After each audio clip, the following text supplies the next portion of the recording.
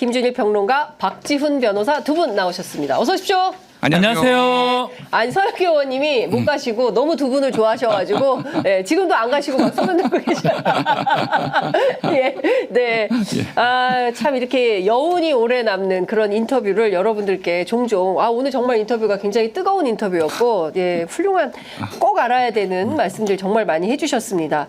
자, 지금 이 순간 윤석열 대통령이 지금 대통령실에서 국정브리핑 시작했죠? 지금 시작했으니까. 10시부터니까요. 예, 10시부터니까 시작을 했고, 진행이 좀 될 텐데, 일단 핵심 의제들은 연금, 의료, 교육, 노동, 저출생, 이렇게 하는 겁니다. 이번 두 번째 국정브리핑이 되는 건데, 김준일 평론가 주목해야 될 대목 어떤 거라고 생각하십니까? 일단 형식이 지금 뭐 얘기가 나온 걸로는 지난번에 그 기자회견 했을 때도 집무실에서 혼자 이제 발표를 하고 내려와서 기자들 그걸 받았잖아요. 네네. 질문을 받았잖아요. 네. 왜 그렇게 하는지 잘 모르겠어요, 솔직히. 그냥 기자들 앞에서 네. 브리핑을 하면 안 되나? 그거를 꼭 그렇게 해야 되는지 잘 모르겠고 어쨌든 그 뭐 비슷한 방식이 될 것 같은데 저는 이제 기대가 되는 게 있고 기대가 안 되는 게 있습니다. 네. 기대가 안 되는 거는 사실은 윤석열 대통령은 굉장히 투명하신 분이에요. 우리가 예측 가능성이 매우 높은 부분이 있잖아요. 네. 또 이제 의료개혁 뭐 이런 이제 의정부 등과 관련해서 정부는 원칙을 가지고 어떻게 해서든 2,000명 이제 의대 정원 증원을 해내겠습니다. 개혁에는 고통이 따릅니다. 여러분들의 뭐 국민 여러분들의 뭐 협조를 부탁드립니다. 뭐 이런 내용들이 나오겠죠. 개혁에 고통이 따르는 게 아니라 개혁의 죽음이 지금 따르고 있는데 사망이 따르고 있는데 아유. 지금 뭐 그런 얘기를 이제 하실 것 같은데 네. 돌발적인 또 이분이 좀 즉흥적인 부분이 있잖아요. 네. 그러니까 즉흥적인 부분에 있어서 기자들 질문에 있어서 돌발적인 좀 얘기가 나오지 않을까 저는 약간 그런 생각이 오늘은 좀 들거든요. 네. 왜냐하면은 경로를 굉장히 지금 최근에 하셨대요. 그 지난번에 동아일보 이기용 칼럼 보면은 그러니까. 대통령이 경로가 사라졌다. 술도 줄이고 네. 경로도 줄였다고 근데 최근 며칠간 네. 빡쳤대. 한동훈 때문에. 진짜 책상 치고 뭐 소리 지르고 난리도 아니었다라는 거예요. 진짜요? 예. 책상 치고 소리 지르고. 네, 그 정도로 이제 네. 전원입니다. 그래서 예. 그래서 어저께 사회수석이 내려와 가지고 네. 그래서 70분 브리핑을 했는데 그 전날에도 했거든요. 예. 이틀 연속 브리핑을 할 정도로 지금 굉장히 경로하신 상태다. 그래서 경로했을 때 어떤 것들이 나오는지 굉장히 좀 궁금한 부분이 있습니다. 실제로 이제 브리핑을 지난 6월 달에는 석유가스 동해 그 네. 얘기를 했었고 지금은 주된 내용은 뭐 저출생, 연금, 뭐 의료 등등이라고 하는데 네. 기에 와닿지 않습니다. 이거는 대부분 5년, 10년 이상 그 이후에 어떤 얘기를 지금 하려고 하는 거거든요. 근데 문제는 지금 현 시점에 여러 가지 문제가 있어요. 본인이 말한 의료개혁이 지금 얘기를 아마 할 건 제가 지금 정확하게 못 봤지만 할 겁니다. 그래서 지금 당장 응급실이 지금 의사 부족한 거. 네. 이거 추석 때 어떻게 할지 요거에 대한 답은 사실은 없는 상황이거든요. 결국 이번에 기자회견을 답변을 할 건데 네. 김준일 평론가 조금 언급을 하셨지만 네. 지난번 기자회견보다는 진일보 했을 것이다. 기자들이 용기를 좀 낼 거다라고 네, 네. 생각이 들어요. 그전에는 아마 짜여진 각본대로 갔다면 이번에는 한둘이가 툭툭 튀어나올 거고요. 한 명만 튀어나가면 다 같이 튀어나갈 수가 있어요. 네. 그래서 결국은 지금 제일 중요한 거는 뭐겠습니까? 의료 지급 문제, 의료 문제, 그리고 한동훈하고 그 문제, 대표랑 문제, 또 최상병 특검법이라든지 네. 명품백 뭐 등등의 지금 현안들이 매우 많거든요. 네, 네. 그거에 대한 어떤 질문들이 있으면 그거에 대한 답변들을 좀 기대할 수 있고요. 네. 저도 마찬가지로 김준일 평론가님 말씀처럼 지난번에면 짜여진 각본대로 국제 현안으로 넘어가 버렸어요. 뭐 얘기를 하다가 네. 명품백인가 그 김건희 특검법과 최상병 특검 얘기하다가 슬쩍 넘어가 버렸는데 이번에는 그렇게 기자들이 말려들지 않을 거며 저는 조금 지난번보다는 진일보한 어떤 네. 답변이라든지 내용들을 기대하고 있다. 네. 왜냐하면 애드립을 할 것 같아요. 예. 경로 애드립. 기대하십시오. 그러니까 지금 뭐 저희들이 그 뭐 시청자 여러분들께서 보시면 그 자막으로 지금 대통령이 국정 브리핑 하고 있는 내용을 저희가 요약해서 뭐 자막으로 보여드리고 있는데요. 지금까지 나온 것들은 주로 정치 관련된 얘기들인 것 같습니다.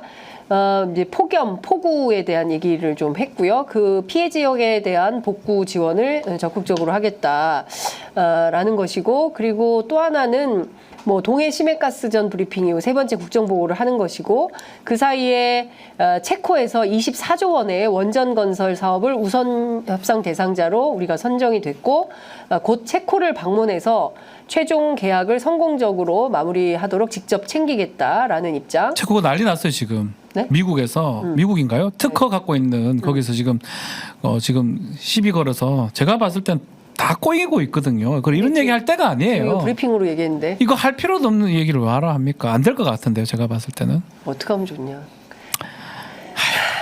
한숨을 같이 졌어요. 그러니까 지금 이거 그 브리핑도 뭐가 안 맞아요. 지금 맥락상 맞지도 않아요. 얘기 뭐하러 합니까? 아니 뭐 할 수는 있는데 아니 그러니까 요거는 이제 곁다리 같은 거 같은데 네네. MBC가 지금 그 국정브리핑 TV 생중계가 안 되고 있나요? 그러니까 MBC가 지금 안 되고 있어요. 안 되고 있어서 저기 MBN을 보고 예. YTN 지금 되는 데가 많지가 않은 것 같아서. 그러니까 MBC가 예. 지금 약간 용산 쪽하고 이제 갈등이 있으면서 예, 예, 예. 그 소위 말하는 이제 풀 취재단에서 못 받은 것 같죠, 그렇죠? 빠진 것 배제가 같죠, 빠진 것 됐어요. 같죠. 와. 네, 코리아 맞아요. 풀 취재단에 배제가 돼가지고 그럼 그런 것 MBC가 같아요. 이제 용산에 예. 이번 내 국정브리핑 중요한 거니까 예. 우리가 생중계 할 수 있게 좀 해달라라고 예. 요청을 했는데 예.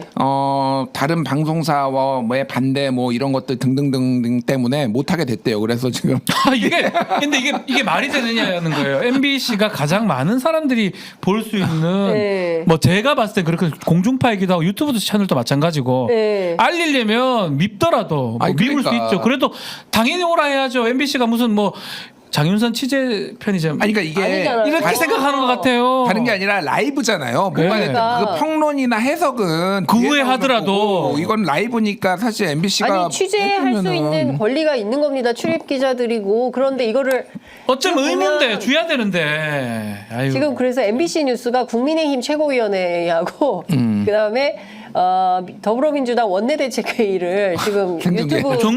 유튜브 라이브 그러니까 생각을 좀 보고 하셔야 돼요. 있어요. MBC라는 네. 거는 유튜브 매체가 아니에요. 단순한 대한 네. 매체가 아니에요. 네. 어쨌든 간에 재판이 결과가 그랬든 간에 네. 줘야 될 의무가 있어요. 그리고 김준평가 말씀처럼 그게 평론이 들어갑니까? 그냥 틀어주는 거거든요. 네네. 사람들의 몇 퍼센트는 봐야 그냥 공중에 깔아주는 거잖아요. 예, 예. 참 답답합니다. 근데 진짜. 다른 회사들이 반대해서 못 튼다는 게 이게 무슨 말인가요? 이게 풀취재단인데 풀취재단에 이거를 한시적으로 제재를 풀어주는 거를 얘기한 것 같은데 그래서 안 되니까 네. 그러면 용산한테 직접 문의를 했대요. 직접 문의를 해가지고 네, 좀 네. 이것 좀 풀어줘라. 뭐가 됐든 중계를 할 수 있게 좀 해달라는 건데 용산에서 노를 해가지고 지금 했다고 지금 합니다. 그래서 MBC 관계자 쪽에 이제 저 정보가 이제 나와서 뭐 이런 것까지 그러니까 아우, 너무 이게 뭡니까 이게? 치사하다. 죄송한데 유치뽕이야 진짜. 이게 뭡니까? 아니 유난 갈등도 유치뽕이야. 정책적으로 좀 다를 수도 있지. 있지. 그거 아니, 가지고 야 만나세요. 밥 안 먹어. 야, 아이 삐삐졌어. 나 이게 뭐야 이게 진짜 유치뽕이야 진짜. 오늘 정말 저기 천하람 개혁신당 예, 원내대표도 예. 그 채널 A 아침에 거기 나와서 그 얘기하더만. 네. 우리도 간호법으로 이견이 있었다. 예. 이준석하고 이주영하고 천하람 3명이서 간호법으로 이견이 있었는데. 반대했죠? 우리가 그런다고 밥을 안 먹진 않아. 뭐냐, 니네 뭐야. 약간 예. 이런 취지의 얘기를 했어요. 진짜 유치뽕이다. 이게 뭐예요, 이게. 아니 근데 이거는 좀 진짜. 심하네요 정말. 다른 건 몰라도 공영방송 MBC가 그러니까요. 보도조차 못하게 이걸 막았다. 무슨 나 진짜 이런 건 처음 본다. 저도 살다 기자들이 취재하는데 이거는 예, 박근혜 국가가 아니고요. 정권도 이명박 정권도 이러진 않았어요. 그렇지 않고요. 취재를 못하게 막진 않았어요. 사인들 간에도 이러지는 않거든요. 예. 일반인들 간. 예. 더 못되게 얘기할게요. 초등학생들 간에도 이러지는 않아요. 말이 됩니까 이게? MBC 왕따야? 왕따 시킨 야, 거잖아요. 진짜. 화난다고. 네. 왕따 시킨 거잖아요 지금 보면. 그리고 한동훈 대표 때문에 화난다고 밥 안 먹는 거잖아요. 만찬 그래서 취소. 내일 잡힌 만찬이에요. 당장 오늘 잡힌 거를 이틀 3일 만에. 오늘 연찬에도 안 간대요. 그 벌써 얘기하면 안 된다고 들었는데. 아니, 나 징계해. 나 출입 어차피 출입도 안 하는데 뭐. 연찬에도 수석들만 몇 명 가고 네. 대통령은 참석 안 하는 걸로 정리가 됐다고 이미 다 알고 있어요. 근데 그거를 엠바고로 걸어놨더라고. 그래서 뭐 모르겠어요. 엠바고를 걸었더라고요. 대통령실 예. 출입 기자들 엠바고 걸어서 저는 또 엠바고 걸렸으니까 얘기를 안 했는데 이게 꾸준히 엠바고 얘기하고 거리가 됩니까? 무슨 엠바고가 아니 근데 돼요. 왜 밥도 안 먹고 정말. 의원 연찬회도 안 가고 뭐 이런 식으로 다 국회에서 저를- 하면 다 거부. 저를 영원히 용산에 출입 정지를 시키십시오. 징계를 때리십시오. 그러면. 저는 안 가면 되니까. 아, 오늘 뭐 이제 진짜. 기자회견 얘기를 좀 해, 국정브리핑 네네네. 얘기를 해야 되겠지만 예. 저는 이런 일들을 전반적으로 볼 때 저는 계속 그 부분은 계속 싫어요. 할 때마다 배우자 김건희에서 관련된 이런 얘기 할 때 저는 과연 그럴까라고 생각이 들었는데 한동훈 대표랑 밥조차 안 먹는 거를 봤을 때 네.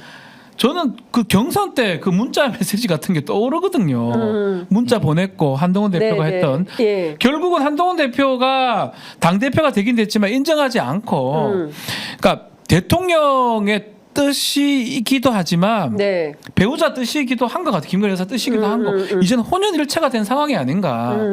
이게 너무 사감이 개입이 된 것 같아요. 네. 사실은 의료 대란 관련해서 이 정도 얘기는 아무것도 아니에요. 뭔데 네. 이게 안 하면 그만인데요. 그러니까. 밥 안 먹을 수 있는 건 아니거든요. 네. 그러니까 뭐라도 꼬투리 잡히면 밥 안 먹으려고 생각했던 게 아닌가. 아니, 그러니까- 이런 생각이 들 정도로 예. 너무나 안타깝습니다. 아니 그리고 계속 프레임을 어떻게 걸고 있냐면 한동훈이 그 용산을 공격하는 어떤 공격수다라는 프레임을 걸면서 언론 플레이를 하고 있다. 불쾌하다. 기분 나쁘다. 이제 이런 얘기가 계속 나오는 거예요. 불쾌하고 기분 나쁜 일 많죠. 있을 네. 수 있죠. 그렇지만 그렇다고 국정에 이런 방식으로 돌아가서는 안 되는 거 이렇게 해서는 안 되는 아니에요? 거죠. 밥은 먹고 삐져도 밥은 먹어야지. 이렇게 부부싸움 아무리 세게 해도 아침밥은 나가야지. 그런 거잖아요. 당연한 거 아닙니까? 예, 근데 그 유명한 이런- 책 제목이 있죠. 네. 기분이 태도가 되지 않게. 네. 본인이 기분 나쁘다, 네. 빡쳤다라고 해서 그게 태도로 나오면 안 되죠. 그게 공직자로서는 네. 기본이에요. 그러니까요. 이 일반 인간들도 사인들도 일반 자꾸 초등학생 얘기를 하는데 애들도 기분 나쁘다 해가지고 학교 가서 밥 안 먹어 급식 시켜 이런 사람 아무도 없잖아요. 왜냐면 네. 그렇게 안 가르치거든 부모님이. 예. 더더군다 국정 최고 책임자세요. 그러니까 지금 위기가 계속 발생하고 있고 당 대표가 제가 한동훈 대표 편 들 것도 아니지만 그 정도 얘기도 못 합니까? 하면 어때요? 밥 먹는 거하고 그 정책 얘기하고는 다른 차원의 문제잖아요. 그러니까요. 참 이런 방식으로 이게 근데 선거 끝나고 나서 분명 본인 입으로 정치하겠다 앞으로는 그리고 야당 대표도 만나겠다. 다음에는 국회 사랑제에서 만납시다라고 본인이 제언까지도 했었는데 결국에는 그 다음에 또 반국가 세력 나오면서 갈라치기 하고 있는 것이고 급기야 여당 대표인 한동훈 대표까지도 사실상 이렇게 반대자 뭐 이렇게 규정을 하기 시작하는 거 아니겠습니까? 그렇게 만든 것 같아요. 근데 하나하나 좀 여쭤볼게요. 일단 뭐 브리핑 상황과 관련해서는 저희가 자막으로 여러분들께 알려드리고 있고요. 중요한 포인트는 윤한 갈등 그래서 5차 라운드가 지금 진행이 되는 거고 핵심 포인트는 추경호 대표의 태도인 것 같은데 네. 보니까 추경호 대표는 확실하게 그 용산에 줄을 섰다 이렇게 볼 수 있을 것 같습니다. 특히 이제 이 그 의료 대란과 관련해서 그 굉장히 그 뭐 비판적인 태도를 취하고 반대로 또 이재명 대표는 한동훈 대표 손을 좀 들어주는 스탠스예요. 네. 어떻게 봐야 됩니까? 아주 묘하죠. 네.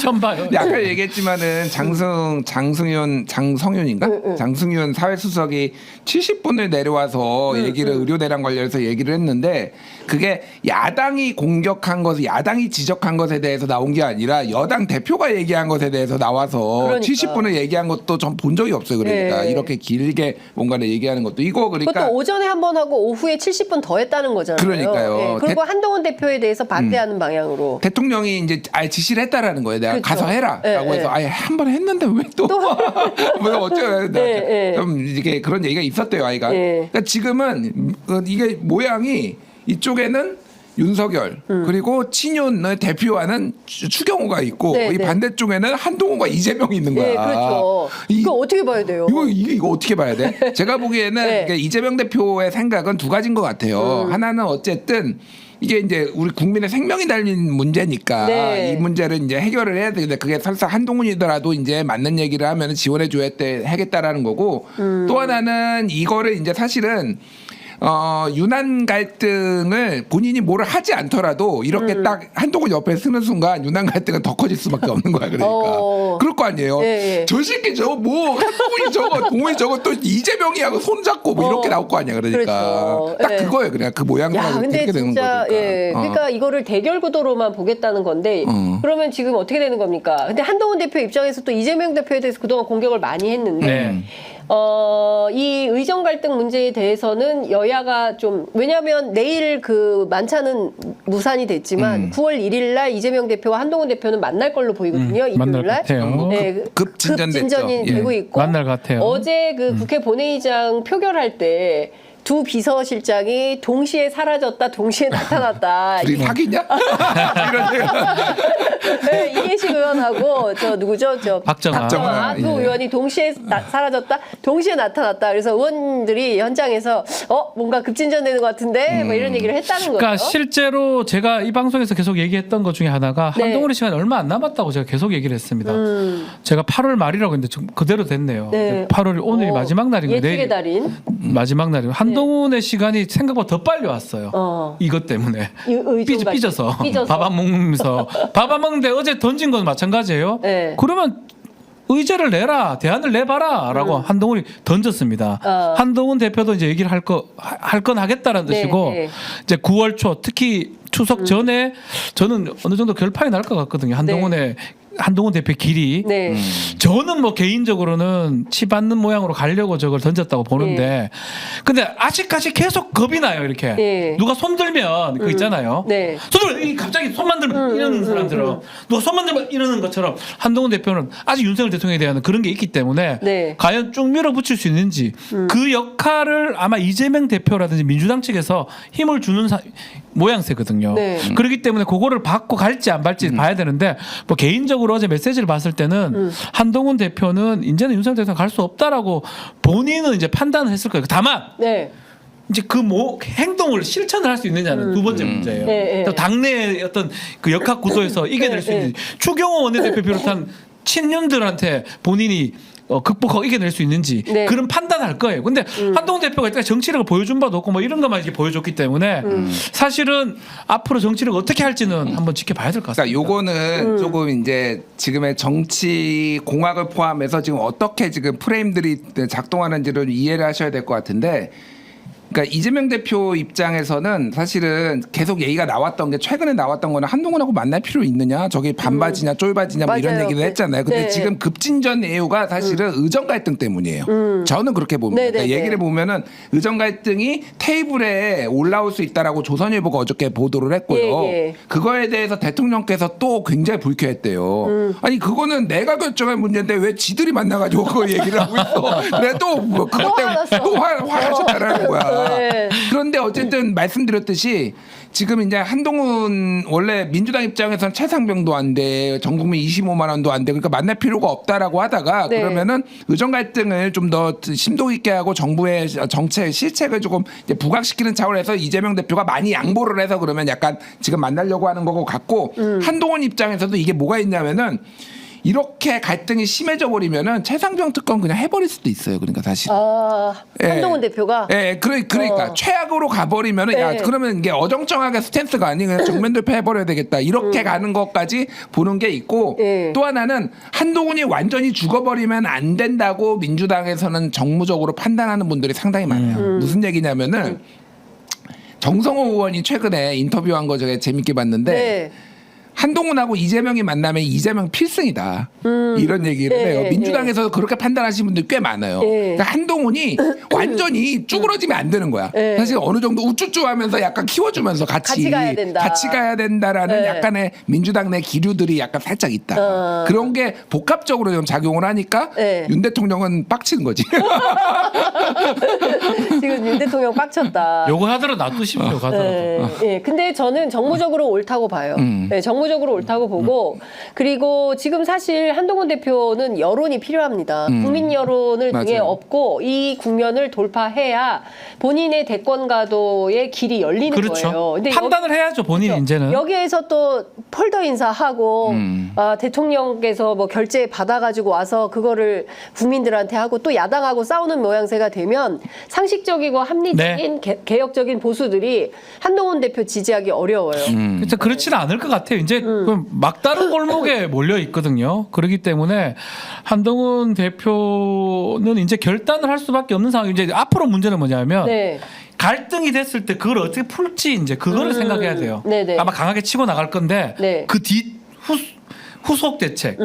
그래서 정말 못해서 그냥 물러날 수도 있는 거고 극단적인 뭐 얘기는 하지만 제압할 수도 있는 거고 이제 그거를 우리가 봐야 되지. 저는 이제 대립 구도로 간다고 봅니다. 자 그러면 여기서 한동훈 대표가 결사대를 조직해가지고 돌파를 한다.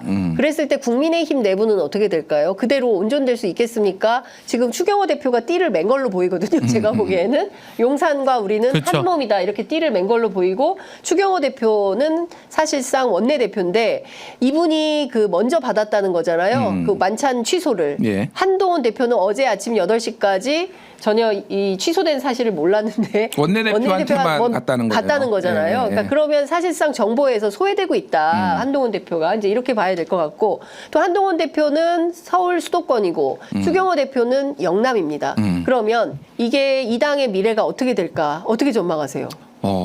이게 가늠할 수가 없는데 일단은 현재는 저 갈등의 축은 의정 갈등이 하나가 있고 네. 하나는 이제 최상병 특검이 있잖아요. 친윤들이 이제 반대를 하는 거. 예. 저는 의정 갈등은 조금 이제 그런 일이 발생하지 않았으면은 진짜 바라고 좋겠지만은 사람이 죽기 시작하면은 분위기가 급속도로 바뀔 거라고 봅니다.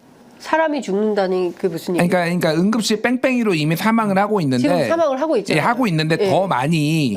왜냐면 김한규 의원 부친도 8월 13일인가 그때 작고하셨는데 예. 부산 아니 그 제주도에서 서울대 의대 나와서 제주도에서 유명한 이비인후과 의사예요? 하셨던 의사예요. 네. 근데 그 김한규 의원이 YTN 나와가지고 그러니까, 얘기했어요. 그 얘기했어요. 본인 부친께서 응급실 뺑뺑이로 돌아가셨다고. 지난주에 돌아가셨다고. 예. 그런 얘기를 했습니다. 그러니까 이게 보통 일이 아니에요. 사실은 이게 실제로 이제 당한 사람들 입장에서는 이걸 추석 때 특히 이제 보통 응급실을 찾는 사람이 평시에 2배 정도 돼요. 예, 근데 휴가 때 그렇죠. 휴가 때 이제 더 이제 특히 이제 의외로 사고가 막 많이 납니다. 네네. 그러니까 갈 병원이 없으니까 다 응급실에다 몰리게 돼 있고. 예. 근데 정부는 지금 관리 가능한 상황이라고 얘기하고 있지만은 정말로 관리가 다 될 것인가? 가느냐. 이 이유가 더 문제예요. 솔직히 저는 추석 이후에는 점점점 상황이 낙화될 거예요. 그러니까 악화된다. 지금 아주대병원 14명 중에 7명 사표 쓰고 막 이런 식으로 지금 예. 못 버티겠다라는 거예요. 그러니까 그게 왜 그러냐면은 응급실에만 의사가 필요한 게 아니에요. 응급실 의사가 할 수가 있는 거가 있고 거기에 응급실이 운영이 되려면은 뒤에 예를 들면은 정형외과 의사도 맞아요. 있어야 되고 예. 당직을 그렇죠. 서줘야 되는 거예요. 그렇죠. 예. 아치과 의사도 같이 있어야 있어야 돼요. 돼요. 같이 있어야 돼요. 우리 슬기로운 의사생활 봤잖아. 예, 봤잖아요. 지금 이 의사들이 콜하거든 콜. 그러니까 콜. 네. 이 의사들이 지금 다 사표 쓰고 나갔기 때문에 본인들이 응급실 의사만 있는다고 해서 되는 게 아니니까 그래서 뺑뺑이가 되는 거예요. 여기 지금 와도 수술 안 돼. 해줄 수 있는 게 김종인 없어. 위원장이 왜 못 갔냐면 지금 그 얘기거든요. 네. 이게 열상이 났는데 연세가 많잖아요. 다른데 협진이 불가능하다는 거예요. 응급실 받으면 뭐합니까? 네. 전화를 해야 되는데 신경과 정형외과 뭐 예를 들어서 네. 못 오니까 의사가 없어. 우리가 의사가 없다. 니는 뭔데? 난 응급의학과 의사다. 네. 라는 거예요. 네. 응급의학과 의사도 부족하지만 뒤에 의사들 다 부족하거든요. 대부분의 의사들이. 그래서 그런데 가장 문제점이 사실 저는 최상병 특검법은 어쩌면 한둘이 문제, 김건희 뭐 등등 이 사람 문제지만 네. 국민들 전원이 관계돼 있는데 추석 때 해결책을 어떻게 내놨냐면 진료 수가를 조금 올린다. 응급실 진료비를 전문의 진찰료를 비싸게 만들어서 못 가게 만들겠다 이 뜻이거든요. 250% 인상한다. 아니 비싸서 아파도 참아라 이거예요. 돈이 이게 말이 됩니까? 그다음에 응급실 본인 부담금을 올린다. 돈 많이 드니까 못 가게. 아파도 안 참아라. 아픈 거다 참아라 이거로 그랬잖아. 지금 해결하겠다는데 네. 이걸 완전 초등학생 같은 발상이 초등학생 무시했나? 네. 오늘 아주 너무 많이 무시했어요. 유치한 발상이거든요. 네. 해결될 네. 수 없고요. 김준일 평론가 좀 말씀하셨지만 결국 의료 갈등 때문에 네. 저는 끝난 것 제가 같아요. 말하는 네. 거니까 그래서 결국 친윤들도 돌아서는 맞아요, 사람들이 맞아요. 상당히 많을 거예요. 시간이 지나서 사람이 이렇게 사망하기 시작하고 난리가 나고 여론이 악화되면은 못 버팁니다. 이거는. 그리고 네. 이미 제가 얘기를 좀 들어보면 국민의힘 의원들도 지역구 있잖아요. 지역구에서 전화가 많이 온다는 거예요. 민원. 뭐 하냐? 지금 당장 뭐 누구 암 걸려서 지금 수술해야 되는데 이거 의사 없어가지고 여기저기 알아봐도 안 된다 좀. 그리고 그분들이 다 또 유지고 이럴 거 아니에요. 그렇죠. 아니, 네? 그러니까 근데 이게 안 되는 거예요 지금. 서울 아산병원이 전국에서 간이식 제일 잘하는데 지금 간이식이 거의 40% 50% 수술이 줄었대요. 그러니까 그만큼 밀리는 거예요. 그러면 네. 간이식은 언제 빨리 받느냐가 가장 그렇죠. 중요하잖아요. 네. 이런 데가 한두 군데가 아니에요. 제가 지난번 말씀드린 제 지인도 네. 3차 진료기간 가라고 소견서 받아서 전화했더니 그러니까 반년 연말에 오라고. 지난주에 얘기했잖아요. 네, 그러니까 뭐 이런 네. 게 지금 태반이에요, 진짜로 네. 실제로. 그런데 거기에 대해서 대통령이 지금 내놓는 대안이 뭐냐면 방금 전에 저도 잠깐 다른 매체의 속보 자막에서 봤는데 2025년까지 의대 증원 차질 없이 진행하겠다. 이게 포기한 것 같아요. 예. 그러니까 이거를 굽힐 생각이 별로 네. 없는 것 같습니다. 그러니까 대통령이 지금 뭐 굉장히 많은 다양한 부분들, 특히 그 뭐 북녘땅까지 지금 자유를 확장하겠다. 뭐 이런 얘기들을 하고 있고, 그리고 4대 개혁 반드시 하겠다. 저항을 부르지만 쉬운 길 가지 않겠다. 뭐 4대 개혁 반드시 이루겠다. 나라 미래를 위해서 옳은 길이 뭔지 생각을 좀 해줘라. 그리고 얘기가 나왔습니다. 전문의, 그 다음에, 의료개혁 국민 생명권, 건강권 공정하게 보장을 하겠고 지역 필수 의료 살리기 위해서 정책 역량도 집중하고 지역 의료 인프라 강화해서 의료 이용 체계를 정상화하겠다. 그리고 의사, 환자 위한 의료사고 안전망도 구축하겠다. 의료 개혁을 위해서 향후 5년간 10조 재정 투자하겠다. 이건 뭐 오늘 아침 언론 보도로 나온 것이고요.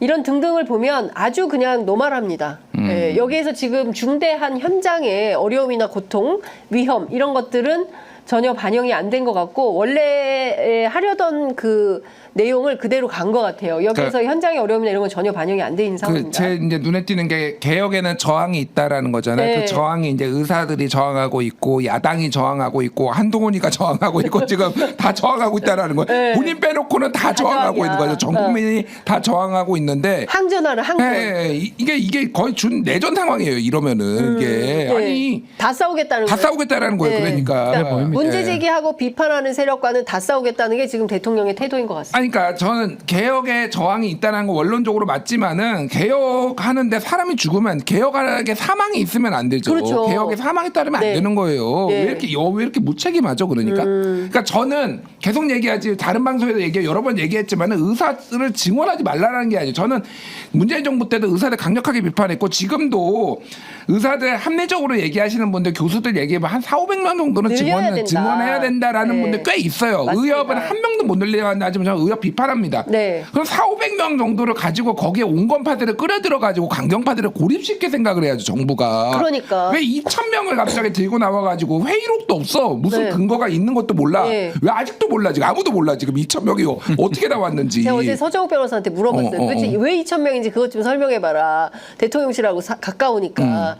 일단 뭐 물건도 세게 부르고 깎는 거다. 원래 2,000명 불렀다가 1,500으로 깎잖아요. 깎기는 할 그럼 거야. 깎아야 될 거 아니에요. 그럼 깎아야 될 거 아니에요. 깎으려고 하는데 지금 상황이 이렇게 막 되면서 지금 오도 가도 못하는 상황이 됐다. 무책임한 거예요, 사실은. 지금 말한 것처럼 다른 건 몰라도 네. 의료라는 거는 생명이에요, 국민의 생명. 제 말이 그 말입니다. 딴 거는 뭐 저는 연금을 좀 이렇게 말하면 좀 안 맞지만 약간 미래의 일이잖아요. 네. 뭐 바꿔야 되고 개혁해야 된다고 저도 믿고 있지만 의료 부분은 지금 당장에 일어나고 있는 일입니다. 뺑뺑이 응급실 뺑뺑이 추석까지 지금 매우 심각한 상황인데 아직까지 아무런 대책 없이 2,000명 얘기만 하고 앉아 있고 이걸 어떻게 이해하고 만약에 그냥 학술 단체라든지 협회면 모르겠어요. 국가를 운영하는 측 아닙니까? 네. 국정 운영하는 상황이라면 사람들이 죽거나 다치는 경우를 방치하면 안 되잖아요. 그런 경우가 지금 사실 이해가 안 됩니다. 네.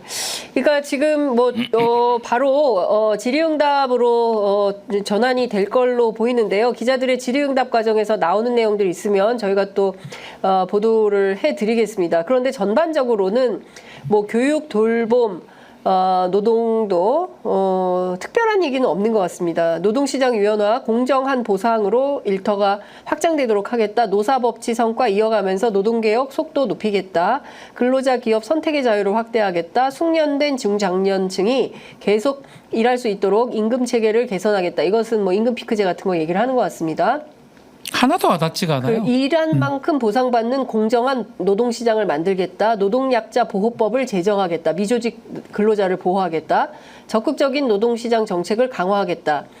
이건 그냥 그냥 해라 하잖아. 아유, 네 화가 나는 게 하고 있잖아요. 근데 그러니까 저는 지난번에도 그랬는데 이거 무슨 생각이 드냐면 뭐야 이게? 사실은 이런 기자회견을 하면은 그러니까 언론사 그 표현으로 야마가 있어요. 그렇지. 딱 정확하게 우리가 포커싱할 수 있고 이거가 굉장히 중요하다라고 해서 너무 많은 정보를 나열을 하면은 하나도 귀에 들어오지 않거든요. 네네네. 그러니까 본인이 자신이 없거나 내세울 게 없으면은 뭔가 현란하게 뭔가를 많이 얘기를 해. 사실은 네. 정말로 자신 있는 정보면은 다 국민들이 이해하니까 네. 사실은 딱 이게 정말 포커스고 이거를 해야 되는데 지금 이렇게 줄줄줄줄 나열한다라는 뭐냐고요. 거는 아무 의미가 없다라는 거예요. 그리고 여기에 이 모든 걸 얘기한 게 별로 자신이 없다라는 거에 반증이에요. 사실은. 네. 예. 다 하고 있어요. 그리고 이걸 뭐하러 얘기합니까? 예. 다 하고 있는데. 지금 정말 윤석열 답답하다, 대통령이 기자회견장으로 내려왔습니다. 브리핑룸으로 내려와서 기자들과 지금 함께 배석해 있는 질문을 하려는 기자들이 손을 많이 들고 있고 내외신 기자들이 함께 있는 것 같습니다. 첫 번째 질문자는 SBS 옛날에 그 정치부 같이 했던 기자인데 이름이 생각이 안 나네. SBS 기자가 손을 들었고요. 관련된 어떤 질문 좀 질문들이- 잘하세요. 좀 제발. 예, 기자들이 질문을 잘해줘야 돼요. 질문을 똑바로 해야 원하는 답을 들을 수 있고. 그렇죠. 그리고 꼬리를 좀 물어주세요. 맞습니다. 예, 기자님들 제발 꼬리를 좀 물어서 대통령 답이 이상하다, 수상하다 하면 그 답변 지금 방금 이 말씀 하셨는데 그에 대해서 왜 이렇게 얘기를 하셨는지 이거는 사실 이런 문제가 있는데 왜 이런 판단을 하는 건지 그렇게 좀 질문을 조직해 주시기를 제가 이거 못 듣겠지? 다 알 거야. 알겠죠. 네, 알죠. 용기를 좀 네. 내시고요. 네, 세게 물읍시다. 용기 좀 내세요. 뭐 네. 죽입니까? 안 죽여요. 입 정도 막는 게 다인데요, 뭘. 박지훈 변호사 파견하고 싶다. 내가 하고 싶다. 용기를 좀 내세요, 용기를. 네, 세게 물읍시다. 세게. 예, 기자들이 좀 세게 물읍시다. 나 2년 뭐 좀 더 남았어요. 좀 용기 좀 내세요. 네, 그러니까요. 지금 뭐 손은 많이 들었습니다. 기자들이 손은 많이 들고 있는데 대통령이 어떻게 답변을 할지는 좀 지켜봐야 될 것 같습니다. 갑자기 대통령이 사라졌지? 네, 저희가 좀 국민들이 궁금해하는 부분을 말씀드리겠다라고 했는데요. 어떤 내용들이 나올지 저희가 지금 뭐 동시 생방송을 할 수가 없어서 나오는 대로 지금 말씀을 좀 해드리도록 하겠습니다. 답답합니다. 답답한 생각. 큰일 났어요. 그러니까 뭐 좀 무서워요, 대통령이 이제는. 하면 뭔가 이게 새롭게 이게 변화가 되겠구나라는 활력도 생기고 그렇죠. 뭔가 좀 우리나라가 조금 더 좋아지겠구나 이런 생각을 해야 되는데 그게 아니라 또 무슨 얘기를 할까 불안하고 안타깝고 뭐 이런 생각이 계속 들어서 지금 왔네요. 제가 아까 화면은 네. 기존에 있던 화면을 그 다시 전에 틀은 또 것 썼던 같고요. 거. 지금 예. 대통령이 곧 도착을 할 예정이니까 모든 기자들한테 기립을 요청한 것 같습니다. 그래서 현장의 기자들이 전부 기립을 하고 박수로 대통령을 환영하고 있습니다. 그 박수 치면서 왔고요. 대통령이 서서 지금 모두 발언을 하는 것 같고 이제 앉으라고 하니까 앉으십시오. 이렇게 하고 있고요. 코도 한번 훌쩍이시고 그러면서 지금 다 앉으라고 했습니다. 앉아서 지금부터 질문이 시작될 것 같은데요. 아까 나갔던 제가 약간 잘못 말씀드린 것 같은데 지금부터 질문이 시작됩니다. 이제? 아까 제가 SBS를 보고 있었기 때문에 SBS 기자가 아니고요. 예. 나왔는데 지금 이제 정혜전. 대변인, 정혜전 대변인이 지금 기자들에게 모두 발언을 하고 있는 것 같습니다. 어제 제가 얘기를 좀 대통령실 기자한테 얘기를 좀 들어보니까 어떤 브리핑이 될 것 같냐, 잘 될 것 같냐 했더니 기자들은 각자 좀 많이 준비를 하고 있는데 현장에서 어떻게 될지는 뭐 예단하기 어렵다 이런 얘기들이 좀 나오고 있습니다. 지난번에 기자회견 때는 그 이제 의혹이긴 하지만은 네. 리스트가 이렇게 비쳤잖아요. 맞아요. 예, 얼굴하고 소속사하고 있어가지고 특정 언론사 야 MBC 아니야, 자 제껴 뭐 이렇게 한 거 아니냐 의혹도 네. 뭐 있고 그때는 뭐 자유롭게 뭐 했다라고 하지만은 네. 그거는 아니었던 것 같고. 짜여진 것 그래서 같아요. 예, 네, 이번에는 좀 그렇게 안 됐으면 좋겠다 개인적으로 생각합니다. 네네네. 누군가요? 지금 여성 기자가 제일 먼저 질문권을 받았습니다. 어디 기자인지 저희가 좀 확인을 좀 해보겠습니다. 예. 기자가 지금 질문을 좀 하고 있고요. 그리고 전반적으로는 연금, 의료 먼저 하고 그다음에 이어서 정치사회 부문을 질문을 받겠다라는 대변인 입장이 있었고요. 지금 질문하는 기자는 여성 기자고 뉴시스 기자입니다. 뉴시스 기자가 제일 먼저 하는데 지금 뭐 연금 얘기할 때가 할 때입니까? 의료 얘기를 먼저 좀 해야 될 것 같은데. 해야죠. 그리고 지금 또 예. 주제별로 또 선별하는 거 보면 분야를 또 또 나눠서 하네요. 하겠다고 하는데 비슷한 얘기. 주제가 지금 선별될 게 아니에요. 석유 얘기하겠습니까? 지금 네. 여기서 석유 얘기. 아니, 그러니까 아메리카 그렇게 좋아하시면서 아메리카 좀 아메리카 스타일로 스타일로 좀 하면 안 해요. 되나요? 지금 그냥 중요한 거 자유롭게. 좀 들고 그냥 정말 순서 기자들 정하지 궁금한 거 말고. 질문하는 게 맞죠. 근데 첫 질문이 안타깝습니다. 뭐죠? 연금 개혁안. 그게 뭐예요, 연금 이거 개혁안이 뭐하러- 기존 안과 다른 점은 무엇이냐? 이 안 궁금하다고. 아니, 이게 근데 궁금해요 이게? 연금 개혁안은 그래도 물어는 그러니까 봐야 돼. 물어는 봐야 이게 돼. 왜 제 왜 메인으로 1번 질문인지는 모르겠지만 메인으로 오늘 대통령이 한 거라서 네. 확인은 해야 돼. 너무 다르겠죠 화내지 뭐. 마. 네, 근데- 화가 나요 그냥. 제가 알기로는 뉴시스 기자가 대통령실 출입 뭐 하여간 뭐 가까운 것 같아요. 예, 그런 얘기를 제가 좀 듣긴 그거 했는데. 왜 궁금하노 그게? 예. 다르겠지. 자, 보겠습니다. 자, 21대 논의하고 달라진 점이 뭐냐. 그리고 장년층의 부담을 덜어줄 방법은 뭐라고 생각하느냐. 구조 개혁안 때문에 야당과 협의는 어려울 듯한데 국회에 할 말 있냐 이제 이런 질문이 나왔고요. 그에 대한 답변을 좀 들어보겠습니다. 근데 윤석열 대통령 지금 답변을 하고 있고요. 정리가 되는 대로 좀 말씀을 좀 드리겠는데 지금 사실상 21대 국회에서 거의 합의가 됐던 거예요. 네.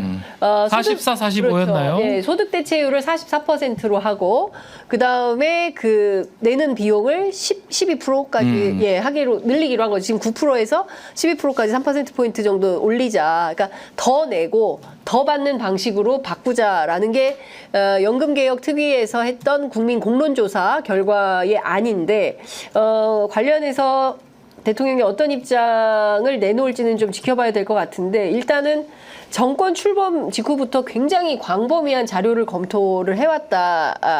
그러니까 굉장히 연구를 많이 한 거다. 그런 얘기를 했습니다.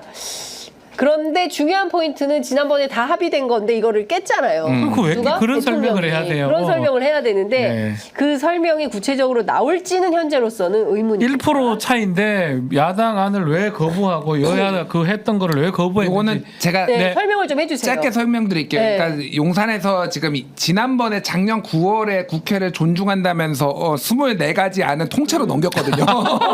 자, 저희는 네. 국회를 존중합니다. 니들이 한번 논의해봐 하면서 24개를 했는데 네. 제가 엄청 비판했어요. 무책임의 끝판왕이다.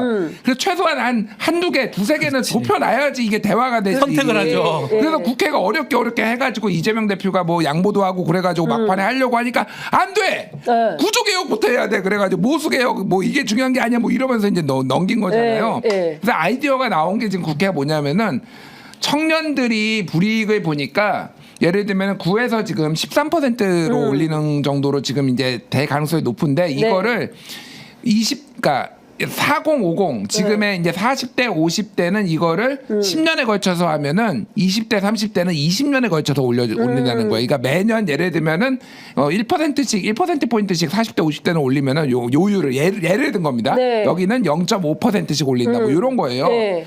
이게 근데 딜레마적인 게 일단은 그 4050이 상대적으로 피해를 볼 가능성이 있는 거고. 그렇죠. 그리고 또 하나는 민주당 지지층의 주축이 4050이에요. 그러니까 민주당이 받기가 어렵게 또 이렇게 던져놓은 거다. 이런 뭐 정략적인 얘기도 좀 있어요. 뭐 그런 거를 오늘 이제 얘기를 아까 전에 이제 한 겁니다.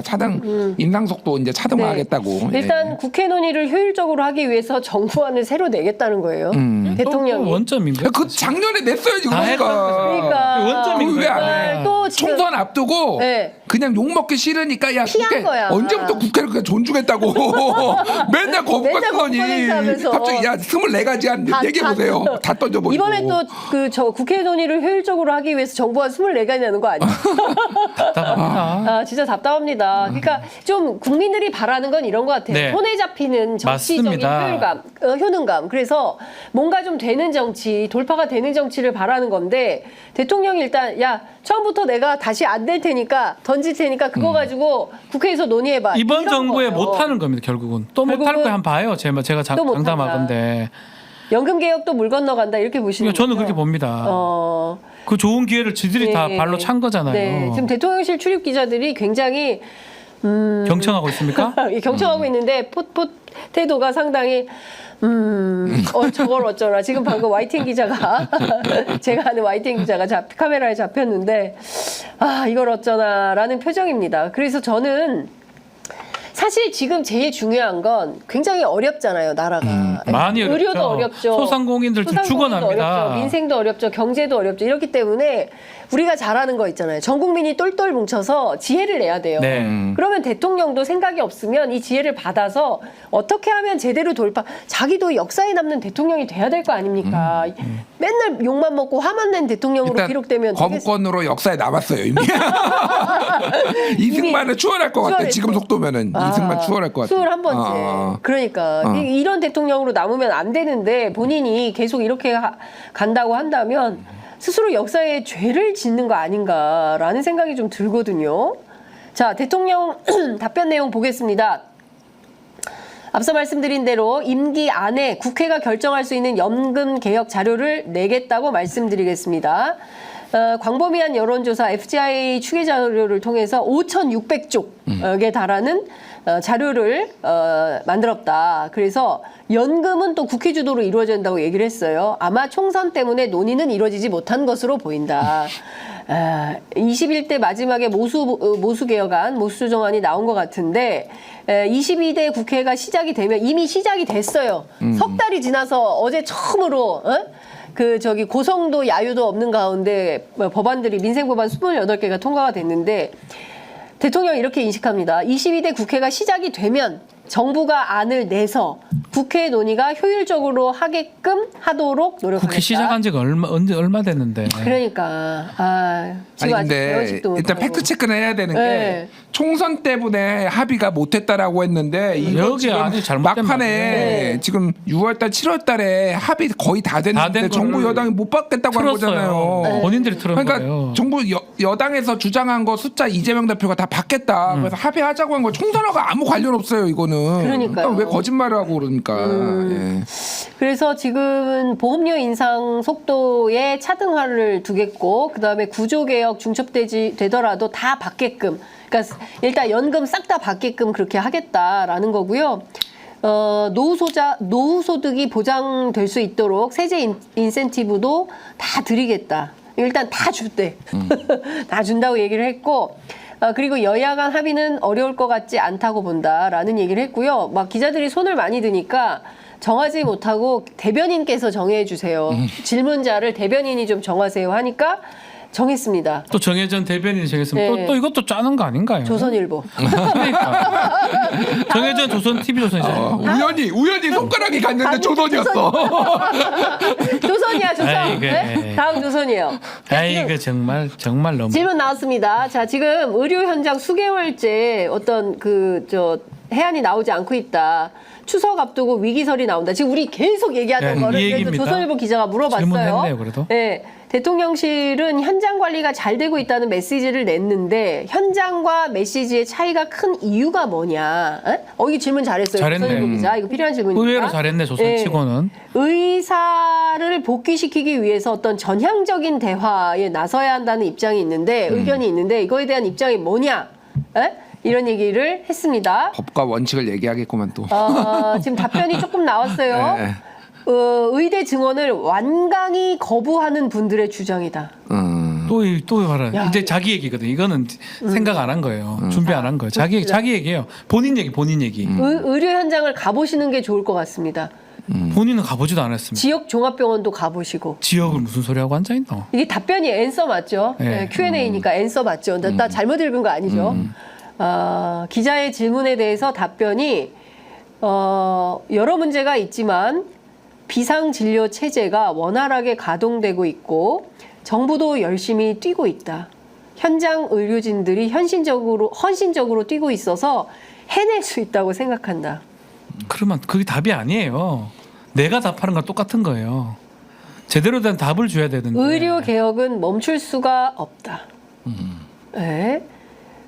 여러 근본적인 이유가 있습니다만 우리가 의료 개혁을 해야 하는 이유이지 이것 때문에 멈출 수는 없다. 아니, 그러니까 멈추라는 얘기가 아니잖아요. 이거 말귀를 해결하라는 거잖아요. 해라고 하고 싶으면 다 네. 해결을 하라고. 늘리는데 해결하라고. 2,000명이 아니라 합리적으로 생각해서 아니 지금 당장 지금 응급실 잘못되는 거 이거 해결하라는 말인데 왜 엉뚱한 답을 해요? 늘려 10,000명 뽑아 100,000명 뽑아라고. 아니 그러니까 25만 원 주자고 하니까 왜 25만 원 10억 100억 주지. 10억씩 100억씩 주지 무슨 그거랑 25만 똑같은 원이야. 거잖아요. 그거랑 지금 똑같은 얘기를 하고 있는 겁니다. 늘리지 말래. 님 늘리라고. 그냥 국민의 절반 의사 만들어라고. 그거 하지 말라나?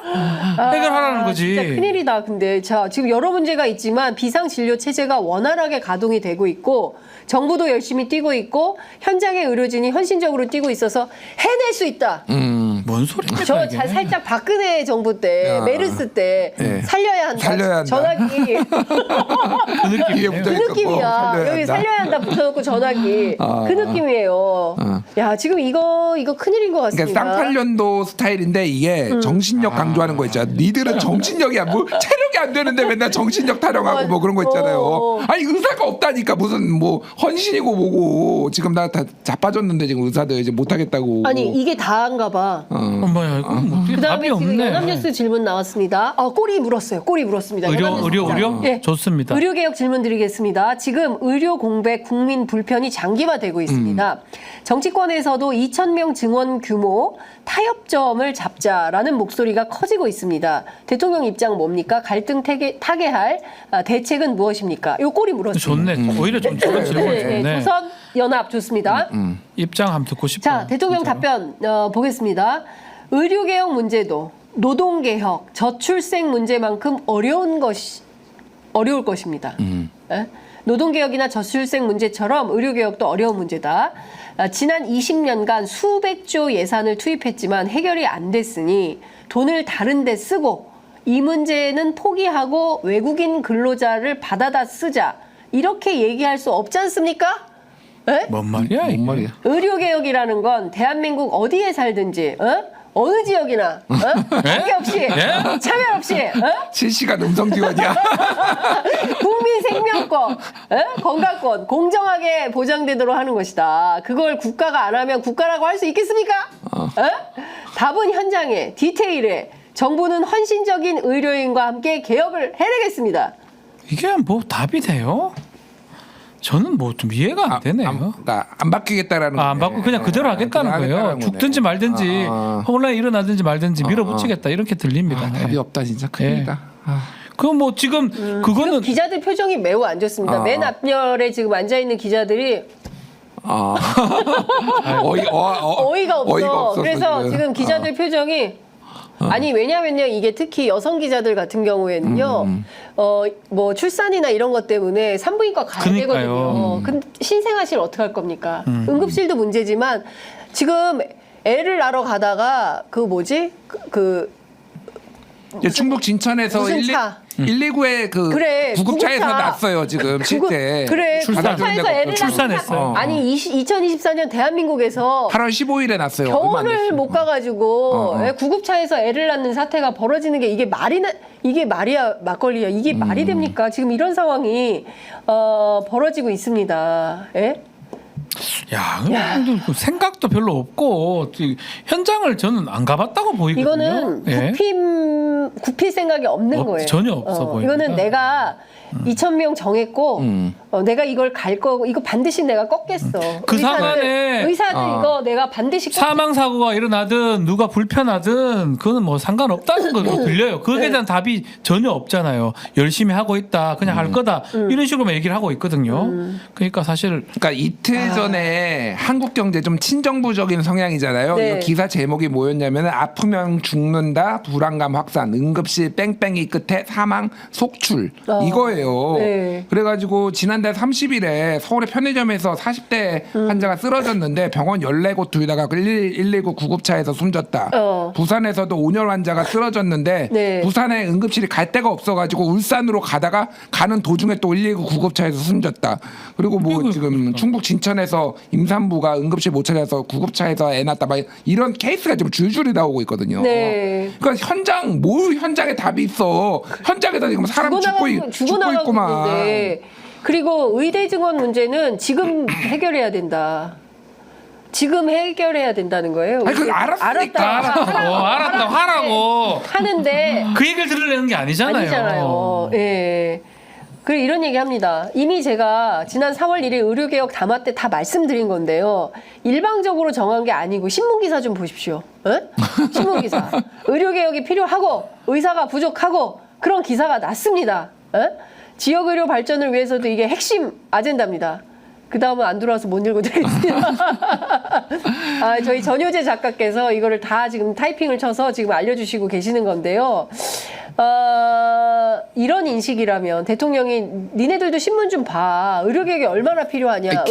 기자들한테 지금 신문 보라고 하는 거야 지금. 우리 매일 신문 봐요.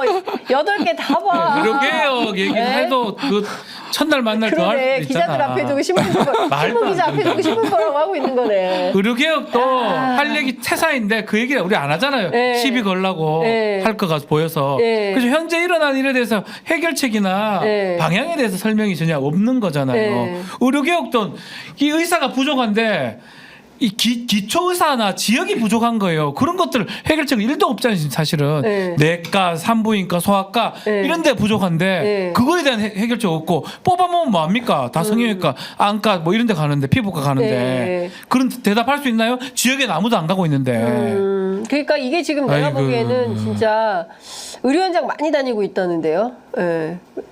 헌신적으로 계속 헌신을 강조하고 있어. 헌신적으로 일하고 있다. 예. 열심히 일하고 있다. 이제 이런 얘기를 하고 있습니다. 열심히 일하겠죠. 일하겠죠, 예, 지금 일할 거라고 상황이. 생각합니다. 설마 술만 먹지는 않을 거예요. 저도 일하고 있다고 믿습니다.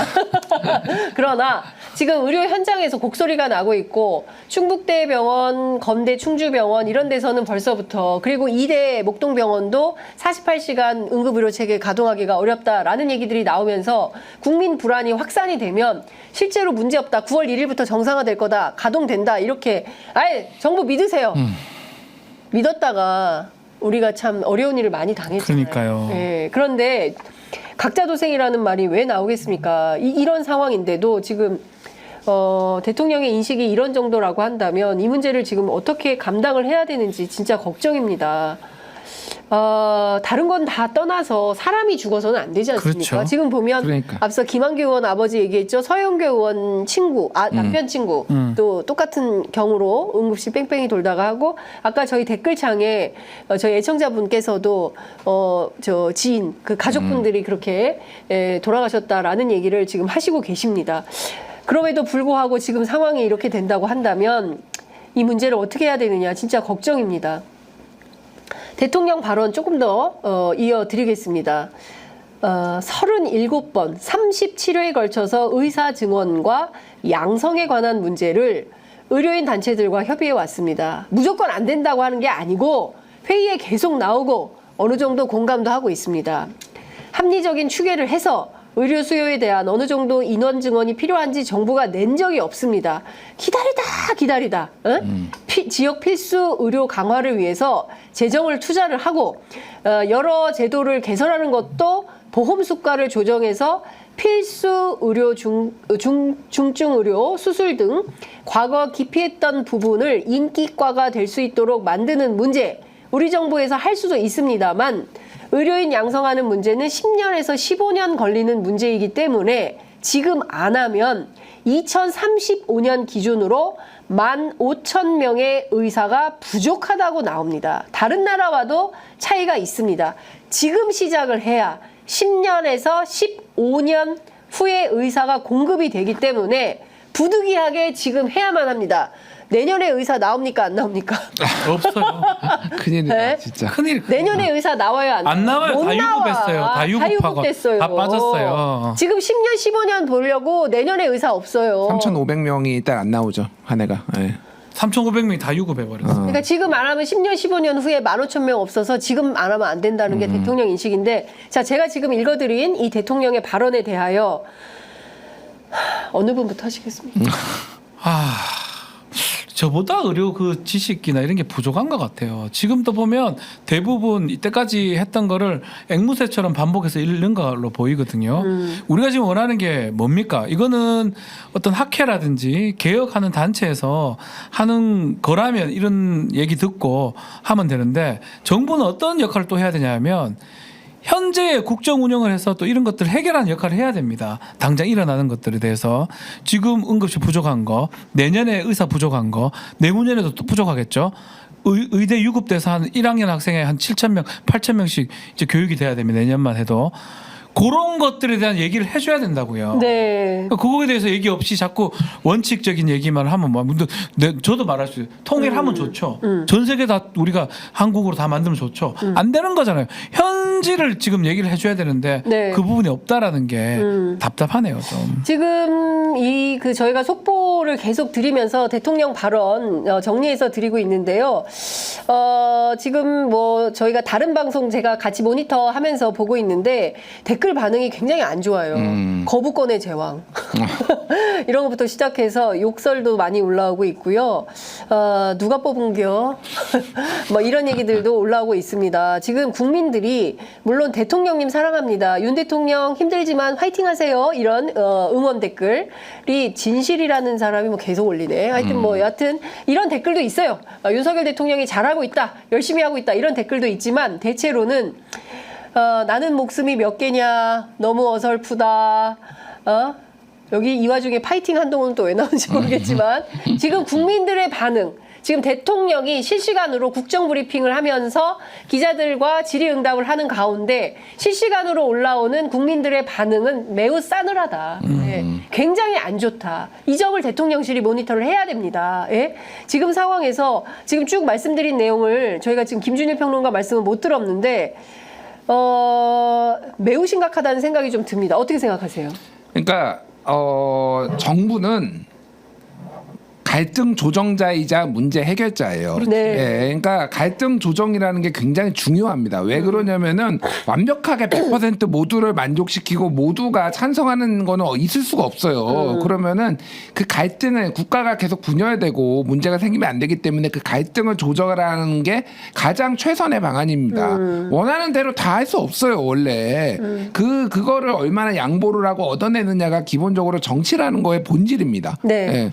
근데 이거 정치를 안 해보신 분이니까 네. 그냥 검사만 해서 본인은 다 잡아넣었던 사람이고 네. 그리고 본인이 이제 뚝심으로 밀어붙인 거를 본인은 정치 천재라고 생각하신, 그거는 실제 장성철 소장이 그 얘기를 했어요. 정치 천재라고 생각한다고 본인을. 윤 대통령이? 네, 윤 대통령이 최근에 본인은 아, 정치 진짜? 천재라고 생각한다.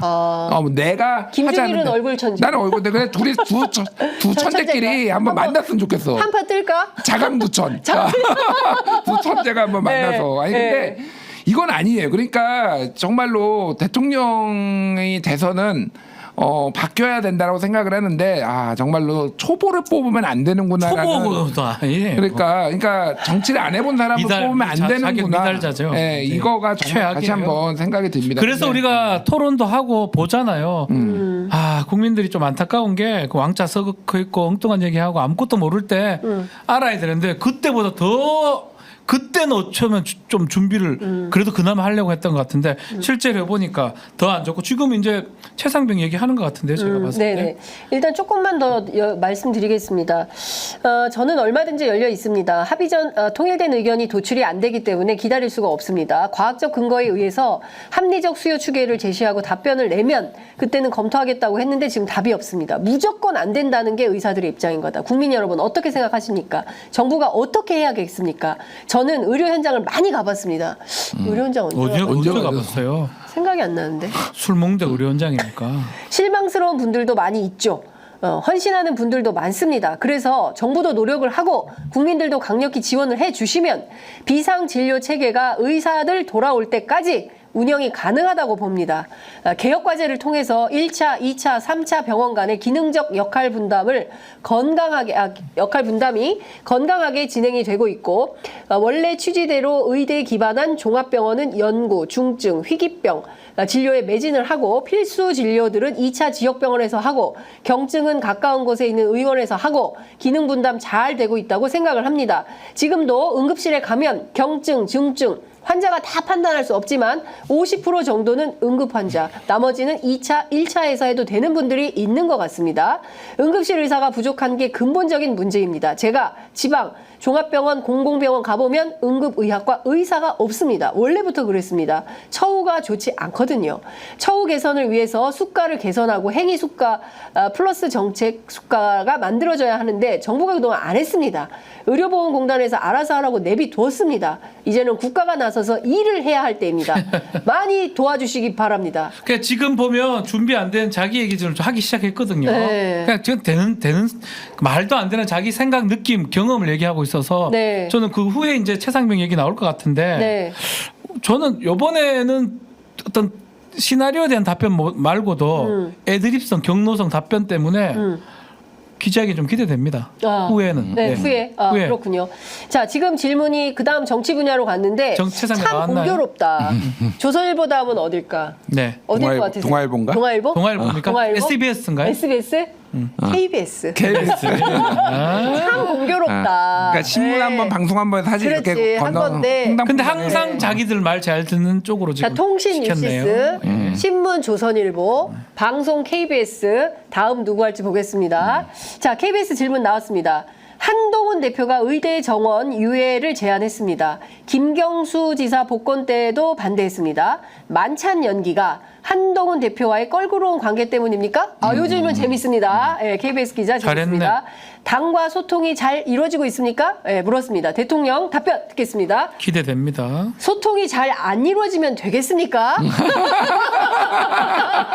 무소다박 앉아 야, 국민들이 나왔는데 소통이 잘 안 이루어지면 되겠습니까? 다양한 채널을 통해서 원활하게 소통하고 있습니다. 주말마다 고위 당정 협의, 과거에는 뭐 잘 안 됐는데 꼬박꼬박 하고 있습니다. 당 관계자와 수시로 웃긴다. 전화뿐만 아니라 찾아오고 다 하고 있습니다. 다양한 의견이 나오는 게 자유민주주의 아니겠습니까? 아이고. 네? 근데 왜 밥을 안 먹냐고 삐져가지고. 네, 왜 밥을 안 네. 먹어? 예. 자, 그 다음에 동아일보 바로 나왔습니다. 자, 한동훈 제3자 추천안, 이거 최혜병 특검법이죠. 박지훈 변호사님 앞서 말씀하신 대로 여야 합의되면 수용하시겠습니까? 판단과 이유를 말씀해 주십시오. 특검은 공수처 수사 이후에 하는 겁니까? 임성근 사단장 구명 로비설에 실체가 있다고 보십니까? 질문 다 돌았네. 네, 이제. 다 들어왔어요. 답변 나옵니다. 질문이 굉장히 많으시네. 예? 질문이 많어. 뭐 동아일보, 이게 많아, 왜 이렇게 지금. 많이 물어봐? 예, 답변 나갑니다. 자, 지난번 청문회 하지 않았습니까?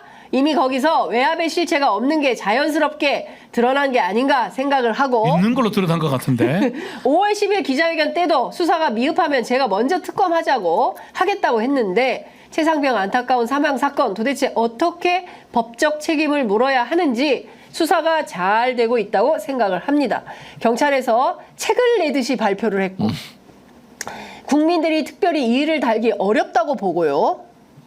그런가? 나는 이해가 안 되네. 장병이 사망한 거에 대해서 원인과 책임을 규명하지 않으면 어떻게 강군을 만들겠습니까? 또 엉뚱한 얘기하고 있는데 그거 묻는 게 아니잖아. 규명이 필요합니다. 군이 아닌 민간 수사기관에 맡기도록 제도가 바뀌고 있습니다.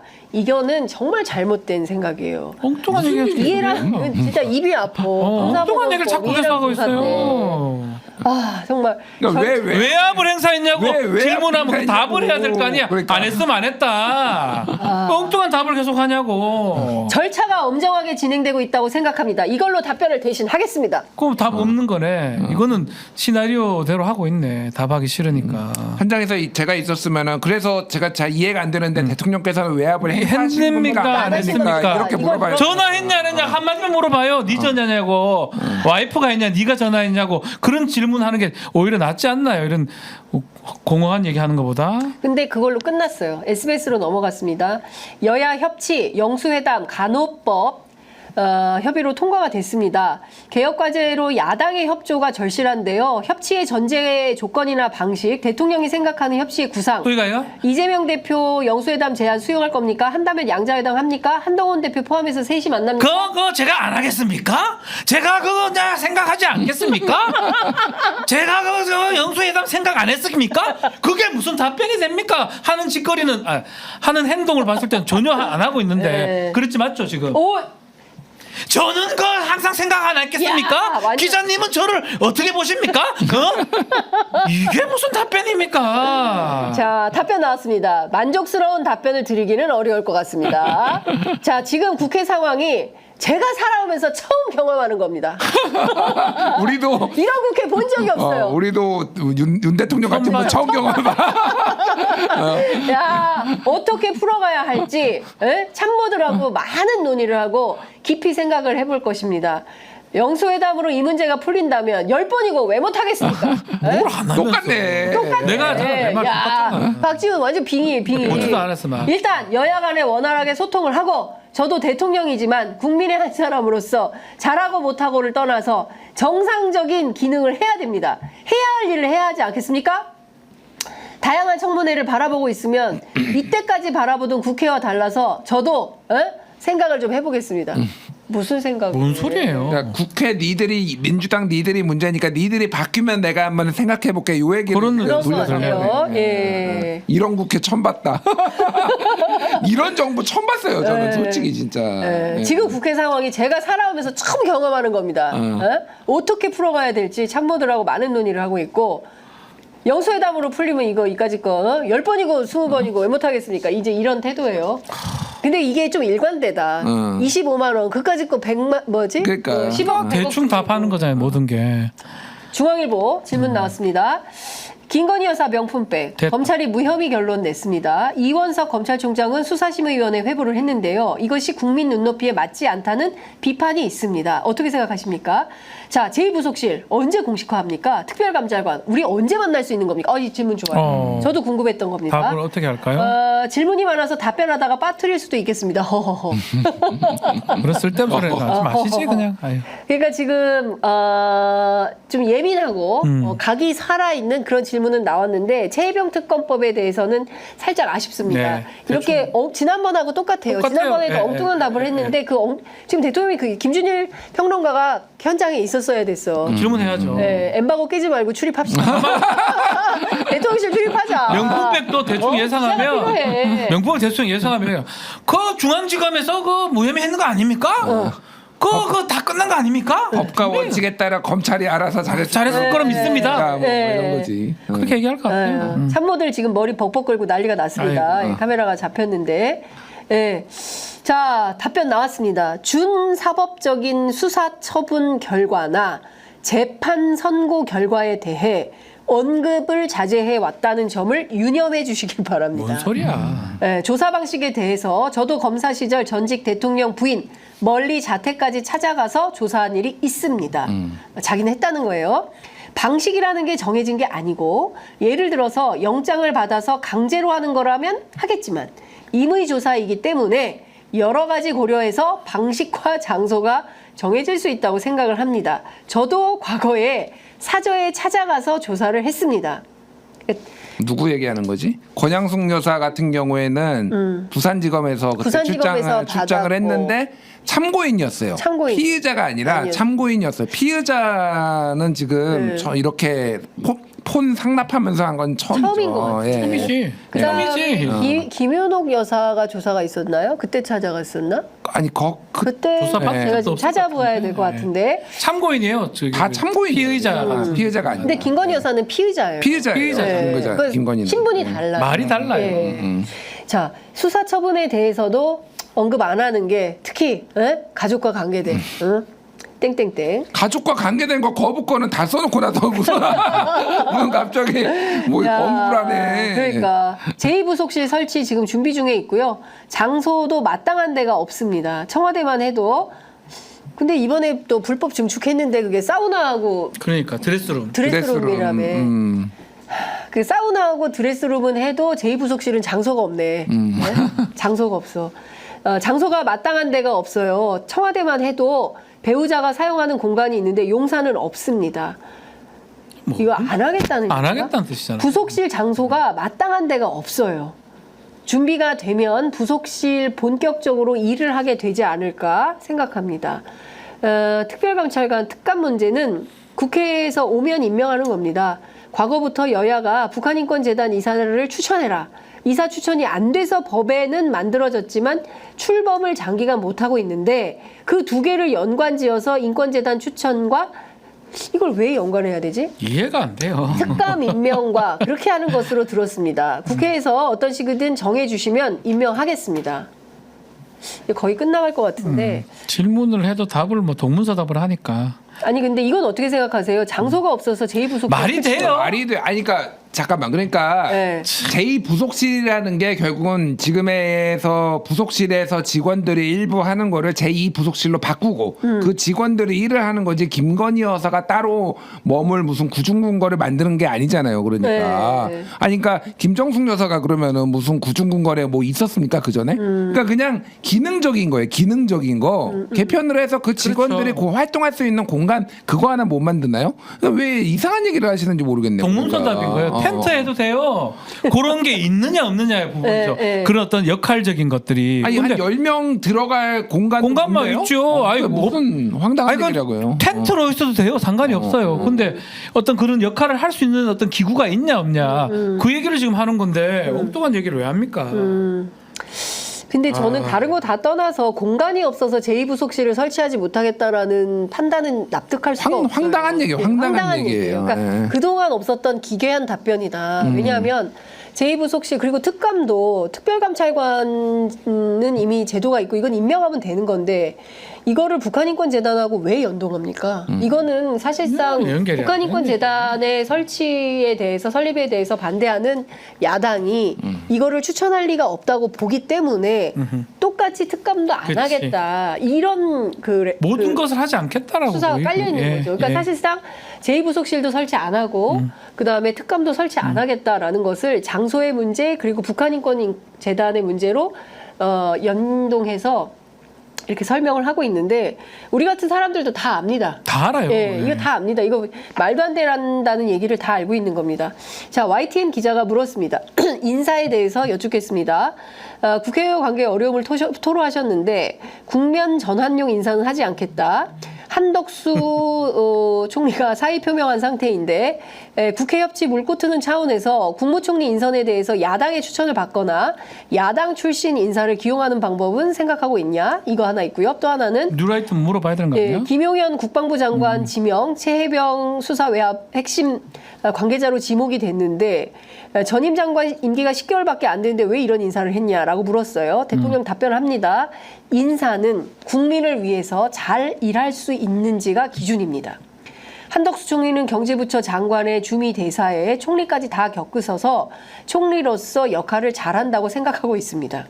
비서실장, 정무수석, 그리고 총선 패배가 왜 귀하들 책임이냐. 계속 근무하시라 하고 했는데 사직한다고 해서 부득이 사표를 수리했습니다. 국정감사를 앞두고 있고 그동안 잘 해오셨기 때문에 당분간 한덕수 총리 체제는 유지가 됩니다. 뭔 동문서답이야. 김용현 장관은 안보 라인에 변화를 주었기 때문에 안보실장을 외교안보특보로 인사한 겁니다. 거기에 따라서 연속해서 이루어진 거라고 보시면 됩니다. 그러니까 이게 막 그런 얘기가 있었잖아요. 일종의 김용현 대관식이고 김용현을 중심으로 해서 충암고 라인을 쭉 포진시켰다.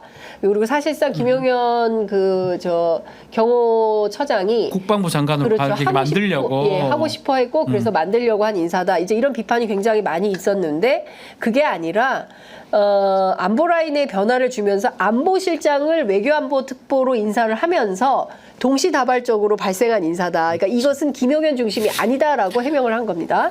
어떻게 보세요? 말을 그렇게 한다고 그게 되는 게 아닌데. 그러니까 왜 충암고가 도대체 그런 방첩사령관도 있고 네. 왜 그 대북 정보 투집하는 777 사령관도 있고 김용현도 있고 왜 있냐고요. 그러니까 왜 충암고 하나회 같은 이런 얘기를 듣는지 잘 모르겠습니까?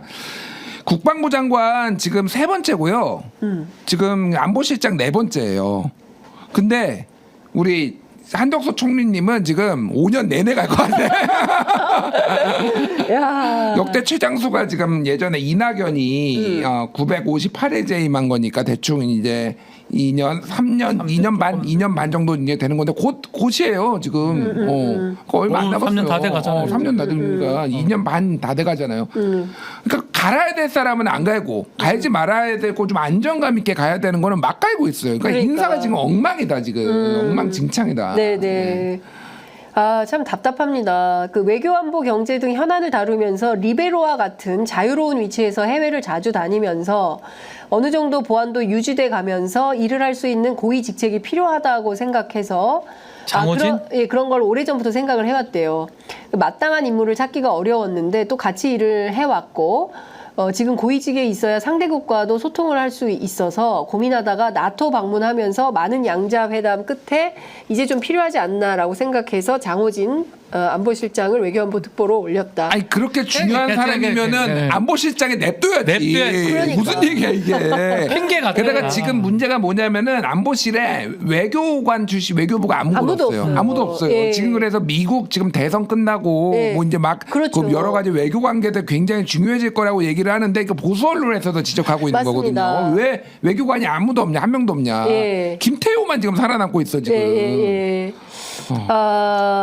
그 현안들이 굉장히 많습니다. 안보실장은 다양한 기관들 업무를 챙겨야 되고 또 자유롭게 행동하기도 어렵습니다. 외교관이면서 안보에도 정통한 장호진 실장을 조직을 운영하기보다는 전략과제를 집중적으로 다루게 해야겠다고 생각을 했고 그러다 보니까 정부 출범 이후에 3차례 모두 외교통이 안보실장을 했습니다. 이번에는 국방 전문가를 모시기로 했고 가장 전문가 국방부 장관이 오시는 게 그렇게 자연스럽게 된 거다. 김용현 후보자는 이 결정을 빨리 안 했으면 신원식 장관이 계속하고 좀 뒤에 오지 않았을까라고 생각을 했고요. 후보군 중에 한 명이었고 근데 이렇게 하다 보니까 빨라진 게 아닌가 싶습니다. 붕짜자 붕짜 신원식 장관이 국방 전문가로서 외교 라인을 좀 맡아야 되겠다라고 판단을 했다는 겁니다. 경향신문의 박순봉 기자가 박순봉. 순봉이. 대통령실 출입인가 본데 그 재밌는 질문을 했습니다. 반국가 세력은 누구를 지칭하는 건가? 차라리 이게 기회에 와닿겠다. 박순봉. 예. 장윤선이지. 누구야 반국가 세력. 아니 무슨 소리야. 저도 물어보고 싶었어요. 제가 어제 평화방송에서 얘기했잖아요. 질문 뭐 하고 싶냐. 반국가 세력 도대체 누구를 누구예요? 얘기하는 거냐. 나도 궁금하다. 이게 궁금했는데 어떤 답변이 나올지 좀 지켜봐야 될 것 같습니다. 누구라고 생각하는 것 같으세요? 대통령이 반국가 세력. 본인들은 본인들 지지하는 사람 빼고 나머지 다라고 하는 것 같아요. 60%나 70%에 해당하는 사람들이 네. 반국가 세력 아니냐 생각하는 것 같아요. 그러니까 대통령은 뭐 그렇게 생각하실지 모르겠지만 저는 반국가 세력은 뉴라이트라고 생각을 합니다. 저도 그랬습니다. 네, 반국가 세력 반국가 세력 뉴라이트지 간첩하고 비슷해. 왜냐하면은 뉴라이트는 분명히 간첩도 있거든요. 대한민국에 네. 아무도 자기가 간첩이라고 얘기 안 하잖아. 네. 뉴라이트도 아무도 자기가 뉴라이트라고 얘기 안 해. 그러면서 사상을 바꾸려고 하고 물밑에서 뭔가 정체성 바꾸려고 하고 이거 간첩이나 뉴라이트나 거의 비슷해요. 제가 보기엔. MBC가 이제 시작을 했네요. 늦었지만 지금 하고 있고. 지금 하고 있어? MBC가 지금 시작했어요. 욕 오질나게 먹고 이제. 네, 하고 있는 모양입니다. MBC가 지금 뭐 그렇다고 MBC로 가시면 안 돼요. 편의점 계속 계셔야 됩니다. 예. 대한민국 정체성을 부정하는 사람을 지칭한 겁니다. 그게 누구냐고. 뉴라이트잖아. 내가 정확하다니까 뉴라이트. 얼굴 천지 정확하게 맞췄네. 맞췄어. 예. 뉴라이트네. 네, 자 다음 얘기 들어보겠습니다. 6.25 때 북한군 남침 때 국내 반국가 종북 세력들이 앞잡이를 하면서 국민들을 힘들게 하는데 가담했습니다. 8.15 때 말씀드린 것도 그런 차원입니다. 전쟁을 벌이거나 군사 공격을 하면 요새는 가짜 뉴스부터 먼저 온라인에서 공격하면서 시작이 됩니다. 러시아 우크라이나 전쟁도 그랬습니다. 딴 얘기인데. 뭔 소리야? 가짜 뉴스 퍼뜨린 사람들이라는 그렇죠. 거잖아요. 예, 가짜 뉴스 퍼뜨리는 사람들. 가짜 뉴스 뭐 문제가 많다고 하면서 네. 그 SNU 팩트 체크 센터는 네이버가 돈 끊게 압력 넣어가지고 사실상 압력 넣었다고 뭐 이제 외압이 있었다고 정은영 센터장이 얘기했거든요. 네. 팩트 체크는 또 없애버렸어. 세상에. 그러니까 이게 뭐냐고 이게. 예. 늘 하이브리드 전쟁을 염두에 두고 전쟁을 해야 된다는 건가요? 전쟁을 해야 됩니다. 우리도 반국가 세력 전부 헌법과 국가에 충성하는 사람만 있는 게 아니기 때문에 대통령도 간첩이 있는 걸 알고 계세요. 늘 경계심을 가져야 됩니다. 자유민주주의를 지킬 수 있어야 됩니다. 다음 주제는 외교안보로 넘어갔고 블룸버그 통신이니까 이때부터는 외신입니다. 나 이제 다음 방송 가야 돼. 이제 다음 방송 가셔야 돼서 이제 마무리를 해야 되는데요. 큰일이다. 큰일입니다. 의식은 지금까지 저희가 그 인식 수준은 네. 옛날보다 똑같은 건데 더 후퇴된 것 같아요. 그러니까 정말로 이런 얘기하면 조금 죄송한데 서정욱 변호사가 답변하기 훨씬 나은 것 같아요. 서정욱 변호사의 인식 수준보다도 못한 것 같아요. 예. 저는 그냥 뭐 깜깜하다. 네, 앞이 깜깜하다. 예, 라는 생각이 좀 들고요. 저는 그 생각이 드네요. 그러니까 어쨌든 보수가 이준석이나 이렇게 젊은 보수들을 중심으로 해서 부활의 조짐을 조금 보였는데 윤석열 때문에 잿더미가 되겠구나. 이 보수가 다시 황폐화 되겠구나. 이 생각이 드네요. 그러니까. 보수의 황폐화, 네. 보수가 잿더미가 될 것 같다는 느낌을 오늘 대통령 국정브리핑 이후에 이어진 기자회견을 통해서 확인이 되었다라는 말씀을 좀 드리면서 뭐 여러 가지 이런 얘기들이 나오는데요. 일단 뭐 다음 방송을 가셔야 되기 때문에 여기서 마무리하고 제가 조금 뒤이어서 대통령실 나오는 브리핑을 좀 이어서 해드리도록 하겠습니다. 그 박지훈 변호사 지금 가야 돼요? 예, 저도. 예, 가셔야 돼서 너무 감사해요. 30분이나 오버해서 1,000원만 더 줘. 출연료. 출연료 더 드릴게요. 1,000원. 예, 두 분 말씀 오늘 잘 들었습니다. 네, 계속해서 윤석열 대통령의 국정브리핑과 기자들과의 이어지는 질의응답 제가 설명을 좀 해드리도록 하겠습니다. 블룸버그 통신 기자가 외교안보 분야에 대한 질문을 던졌는데요. 질문의 내용은 이런 것입니다. 미국 대통령 선거가 지금 수개월 앞으로 다가왔다. 아시는 것처럼 11월 슈퍼화요일이라고 하죠. 11월 둘째 주에 미국 대통령 선거가 있는데 아시는 것처럼 원래 바이든 대 트럼프 대 바이든이 경쟁을 하다가 민주당 후보가 교체가 됐죠. 해리스 후보로. 그래서 앞서거니 뒤서거니 최근 여론조사에서는 해리스가 앞서는 여론조사가 많이 나오고 있는 상황입니다. 그에 대한 질문을 블룸버그 통신 기자가 한 것입니다. 양당 모두 그 한반도 비핵화에 대한 내용이 빠져 있다.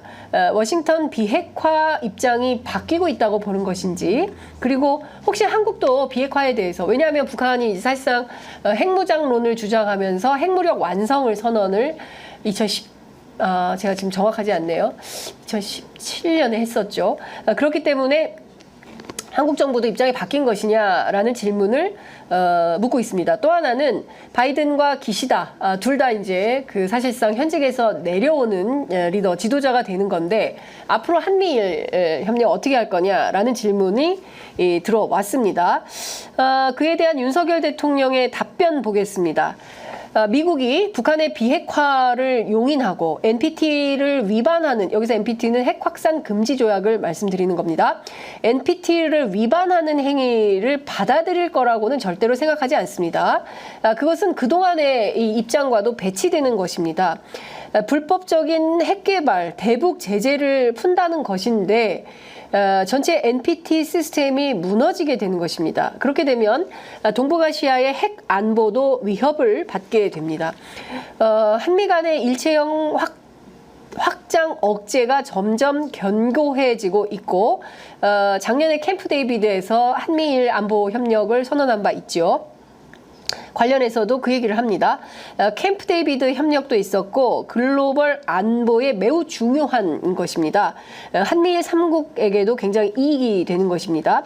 지도자의 변경이 있다고 해서 바뀔 것이 아닙니다. 그러니까 지도자가 바뀌더라도 한미일 안보 협력은 계속되는 것이다 라는 게 윤석열 대통령의 판단인데, 제가 수차례 취재 편의점에 여러 외교안보 전문가들을 모셔서 여쭤본 결과 지도자가 바뀌면 입장이 바뀌고, 이것이 무슨 그 협정이나 아니면 조약이나 규약이 아니라 선언이기 때문에 소위 얘기하는 캠프 데이비드 선언 같은 것은 정권이 교체되면 무효화될 수밖에 없다라는 것이 외교안보 전문가들의 판단입니다. 그런데 대통령은 그런 생각을 하지 않고 기시다 바이든 물러나더라도 지도자의 변경이 있더라도 바뀔 것이 아니다라는 확고한 믿음이 있는 것 같습니다. 외교 문건으로 효력은 지속될 것이다라는 입장을 밝혔습니다. 앞서 말씀드린 대로 외교 문건은 문건에 불과한 것입니다. 왜냐하면요, 동맹이나 조약은 국회 비준이 필요하거든요. 예, 국회 비준이 있어야 동맹으로서 조약으로서 그 효력이 발휘될 수 있는 것입니다. 그런데 아시는 것처럼 지금 국회의석 어떻습니까? 범야권이 192석이지요. 정부가 원하는 방안으로 통과가 되겠습니까? 안 되겠습니까? 안 된다고 봐야 되겠죠. 그렇다면 윤석열 대통령이 주장하는 것은 그냥 문건 속의 주장에 불과한 것이다. 그러니까 지금 지도자의 변경이 된다 하더라도 이 문건, 한미일 3국의 안보 협력은 가능하다. 경우에 따라서는 한미일이 군사동맹으로 또는 준군사동맹으로 격화하는 것에 대하여 가능하다라는 어떤 확실한 믿음을 갖고 있지만 이것은 정권이 바뀌면 무위로 돌아갈, 특히 트럼프는 그럴 생각이 거의 없어 보인다라는 말씀을 좀 드리겠습니다. 자, 그 다음 이어서 죄송합니다. 제가 오늘 방송을 길게 하다 보니까 목이 좀 잠기네요. 아리랑 TV 기자가 물었습니다. 통일 독트린, 북한이 반응이 없습니다. 최근 러시아 북한의 협력, 러북이라고 하는데 저희는 주로 북러 협력이라고 부르죠. 북러 협력, 북한의 도발로 계속 긴장 관계가 계속되고 있습니다. 자, 남북 관계 어떻게 접근하실 건가요? 지속적으로 대화를 추구하실 생각이 있으십니까? 라고 물었습니다. 대통령 답변이 조금 나왔는데요. 제가 말씀드리겠습니다. 통일 독트린에 다 있는 내용입니다. 설명을 더 드리겠습니다. 통일은 학교에서도 배우고 헌법의 한반도와 그 부속 도서를 한다. 이 얘기는 무슨 얘기냐면 통일을 어느 단위로 할 거냐. 그러니까 남한이 아니라 한반도와 그 부속 도서가 그러니까 그 대한민국의 영토 규정이 이렇게 되어 있지요. 이 기준을 설명을 한 겁니다. 대통령에게 자유민주주의 평화통일을 추진하도록 명령하고 있습니다. 이것은 맞는 얘기죠. 헌법 자체가 통일을 전제로 만들어진 법입니다. 예, 맞습니다. 통일 독트린이 새로운 게 아니고 헌법에 충실한 통일관을 갖자. 헌법에 충실한 통일관을 갖자. 우리의 광복이 한반도 전체의 광복으로서 광복이 완성되도록 통일관을 어떻게 가져야 하는지 국민께 말씀을 드린 것이다. 이 얘기를 하고 있습니다. 자, 통일은 자유민주주의 방식이라고 우리가 자유민주주의니까 우리가 우월하다? 수단과 방법을 안 가린다? 그런 건 아니다. 그럼 뭐냐? 자유민주주의 체제는 전쟁을 방어해야 하는 경우에 그 이외에 침략 전쟁을 하지 않는 것이 자유민주주의의 본질입니다. 통일 방향은 평화적이어야 합니다. 이것은 저도 100% 1000% 동의합니다. 통일 방향은 반드시 평화여야죠. 전쟁으로 통일은 불가합니다. 3차 대전이 일어나는 거예요. 북한은 핵을 가지고 있습니다. 그렇지 않겠습니까? 불가능한 얘기니까 당연히 통일 방향은 평화적이어야 한다라고 이야기하고 있습니다. 분단이 국제정치의 산물인 만큼 국제사회가 주변국들이 한반도 통일에 모두에게 도움이 된다는 인식을 갖도록 연대하고 노력해야 된다. 이 얘기는 뭐 틀린 얘기는 아닌 것 같습니다. 말씀 주신 대로 대통령 발언대로 통일은 우격다짐으로 되는 것은 아닙니다. 서로 상호간에 교통하고 소통하고 그래서 가장 중요한 것은 한반도의 항구적인 평화 체제가 정착되는 것이 제1번의 가장 중요한 정책인 것입니다.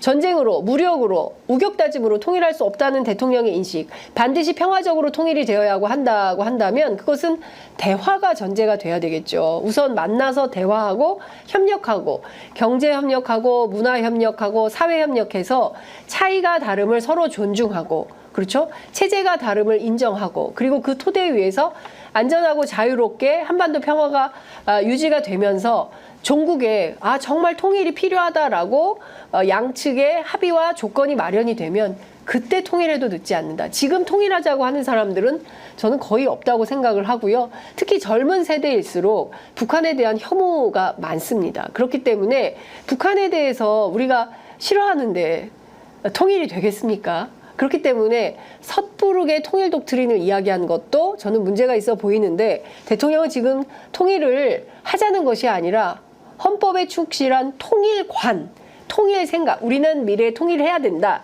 이런 생각을 갖도록 하기 위해서 통일 독트린을 발표한 거다라고 이야기를 하고 있는데요. 아시는 것처럼 이 독트린이라는 것은 강대국의 언어이지 않습니까? 예. 그렇다고 해서 저희가 약소국이다, 우리가 대한민국이 약소국이다, 이런 것은 아닙니다. 이미 선진국에 올라선 나라이고요. 소득 35,000달러를 넘은 국가입니다. 부자 나라입니다. 국제사회에서 상당히 힘있는 국방력, 군사력 세계 6위를 기록한 힘있는 국가입니다. 다만 한반도를 비롯한 이 동북아 정세가 늘 이렇게 불편하기 때문에 이 동북아 질서에서 안정적으로 평화 관리를 하기 위한 체제, 그게 바로 우리가 스스로 한반도 운전자로 우리가 중심을 잡고 한반도의 운명을 우리가 스스로 개척해 나간다라는 자세를 가지고 정세를 이끌어가야 된다라는 게 지난 문재인 정부 그리고 김대중 정부, 노무현 정부의 판단이었던 것이죠. 그런데 이걸 좀 전체적으로 흔들고 있어서 그에 대한 비판이 많이 있었던 거 아닙니까? 근데 대통령이 오늘 이제 그런 얘기를 하고 있습니다. 뒤이어서 또 보도록 하겠습니다. 지금 뭐 통일 방안을 내놔라. 수십 년 동안 내놨지만 실천이 안 되죠. 그러나 꾸준히 노력을 하는 것입니다. 독립전쟁을 해서 해방을 맞이해서 광복을 얻게 된 건 아니지 않습니까? 이게 무슨 말이죠? 우리가 독립은 아니. 그러니까 미국처럼 무슨 독립전쟁을 한 것은 아니다, 이런 발상인 것 같은데 이건 대통령이 하기에는 대단히 부적절한 발언이 아닌가 싶습니다. 독립전쟁을 해서 해방을 맞이해서 광복을 얻게 된 건 아니지 않습니까? 이거 무슨 얘기냐면 이런 거예요. 뒤이어서 대통령 발언 나옵니다. 일제가 미국과 전쟁에서 패망했기 때문에 자유와 독립을 얻게 됐지만 꾸준히 국권을 되찾고 국민이 주인인 자유로운 나라를 만들기 위해서 독립운동을 했기 때문에 결국은 그러한 결과가 나왔다고 모두가 생각하지 않습니까? 이렇게 생각하십니까? 그러니까 이것은 약간 일제의 식민지 근대화론, 뉴라이트 사관에 입각한 태도로 보입니다. 마찬가지로 통일도 그렇다고 봅니다. 상황에 따라서 여건이 바뀔 수 있지만 준비해야 됩니다. 어떤 방식으로 준비할지, 어떤 가치관으로 통일 문제를 바라봐야 할지 말씀을 드린 것입니다. 그런데 말입니다. 아시는 것처럼 1894년 동학 농민전쟁을 비롯해서 무수한 의병들이 조직이 되고 또 1907년 군대 해산, 1905년에 을사늑약, 외교권을 강탈당하고 군대가 일본에 의해서 강제로 해산이 되면서 13개 도의 13도 창의군을 우리가 스스로 만들어서 일제에 맞서서 싸우기 위해서 의병을 조직해서 얼마나 끔찍한 항일 운동이 있었습니까? 항일 무장투쟁이 있었습니까? 저희가 만주에서 얼마나 많은 독립운동 지사들이 신흥무관학교 같은 거 만들어서 얼마나 철두철미하게 나라를 되찾기 위해서 헌신하고 싸웠습니까? 안중근 의사의 영웅만 보더라도 그 헌신적인 우리 순국 선열들의 노력을 이렇게 폄훼해도 되는 걸까요? 마치 이 얘기는 뭐냐면 일본이 망하지 않았으면 우리는 여태 식민지야. 일제에서 우리는 해방하지 못했어. 일본이 미국하고 싸워가지고 전쟁을 해서 패망을 했기 때문에 우리가 자유와 독립을 얻은 것이지 우리 스스로 독립전쟁을 해서 되찾은 나라가 아니야. 어떻게 이런 얘기를 대통령이 합니까? 저는 대단히 충격적입니다. 애청자 여러분 같은 생각이십니까? 저는 놀랍습니다. 대통령의 이런 사관이 저는 대단히 놀랍습니다. 이게 가능한 인식인지도 잘 모르겠습니다. 자, 아사히 신문 기자의 질문을 보겠습니다. 자, 한일 관계 묻겠습니다. 기시다 방안이 조정 중에 있는 걸로 압니다. 한일 간의 역사 문제 등 여러 가지 어려운 문제들이 많이 있는데요. 기시다 방안에는 어떤 의미가 있는 겁니까? 자, 내년이 아시죠? 한일협정 60주년. 한일 관계가 지속적인 강화 발전을 위해서 필요한 겁니까? 새 일본 총리와 정부에 어떤 기대를 걸고 계십니까? 이렇게 물었어요. 관련해서 대통령 답변합니다. 기시다 방안 확정된 것은 아닙니다. 논의 중입니다. 저는 늘 열려있고 방한한다면 환영하는 입장입니다. 무슨 얘기죠? 작년 3월에 한일 관계 정상화하고 방일했을 때 시기에 구애받지 않고 언제든 셔틀 외교를 하자고 약속한 바 있습니다. 기시다 총리와는 11번 양국 문제에 대해서 논의했습니다. 북한, 동북아, 글로벌, 공급망 등 다양한 문제를 논의했습니다. 글로벌 이슈에 대해서 한일이 같이 어떤 입장을 가져야 할지 논의했습니다. 정상회담 논의한 내용 모두 공개하지 않습니다. 합의된 내용만 공개합니다. 이번에도 방안이 확정이 되면 의제도 정해질 것이고 방한한다면 그 이후에 국민께 소상히 말씀드릴 것입니다. 신임 총리는 어느 지도자가 국정을 맡든지 간에 미래를 위해서 협력과 시너지가 유지될 수 있도록 해 나가자는 얘기를 하고 싶습니다. 그러니까 누가 되든지 간에 한일 간의 미래를 위한 파트너십 협력 관계를 갖자라는 주장의 맥락인 걸로 보입니다. 기시다 이후에 더 센 극우 정치인이 온다는데 어떤 방식으로 죄송합니다. 미래를 위해서 협력하고 시너지를 낼지 좀 지켜봐야 될 것 같다라는 말씀을 좀 드리겠습니다.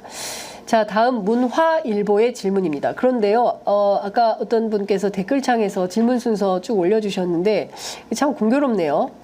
그죠? 지금 보면 뉴시스, 조선일보, 연합뉴스, KBS, 동아일보, SBS, 중앙일보, YTN, 경향신문, 블룸버그 통신, 아리랑TV, 아사히, 문화일보, 파이낸셜 뉴스, 한국경제 이렇게 이어지고 있다고 하는데요. 저희 작가님께서 지금 저한테 이 내용을 다 듣고 쳐주고 계시는데 뭐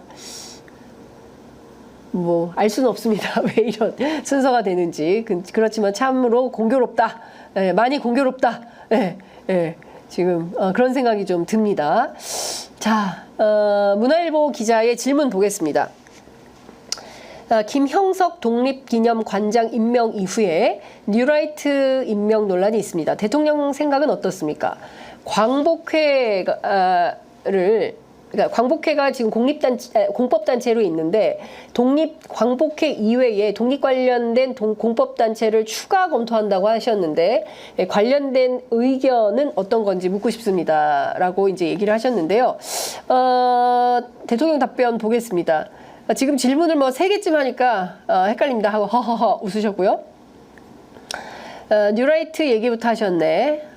김형석 관장, 그 인사는 개인적으로 전혀 모르는 분이고 추천하는 위원회에서 심사를 하고 인터뷰도 하고 그중에서 3분을 보훈부 장관에게 추천을 하고 보훈부는 3분 중 1명을 대통령에게 제청을 하는 것입니다. 보통 심사 서열을 매겨서 제정하나 봅니다. 저는 인사 과정에 대해서 1번으로 제청한 사람을 거부해 본 적이 없습니다. 그러니까 이 얘기는 무슨 얘기냐면 인사추천위원회에서 1번으로 추천된 인물이 바로 김형석 관장이다. 그래서 1번으로 추천됐으니까 그냥 임명장을 준 것이다. 이런 맥락으로 들리는데요. 제가 잘 알지도 못하고 근데 이건 좀 무책임하죠.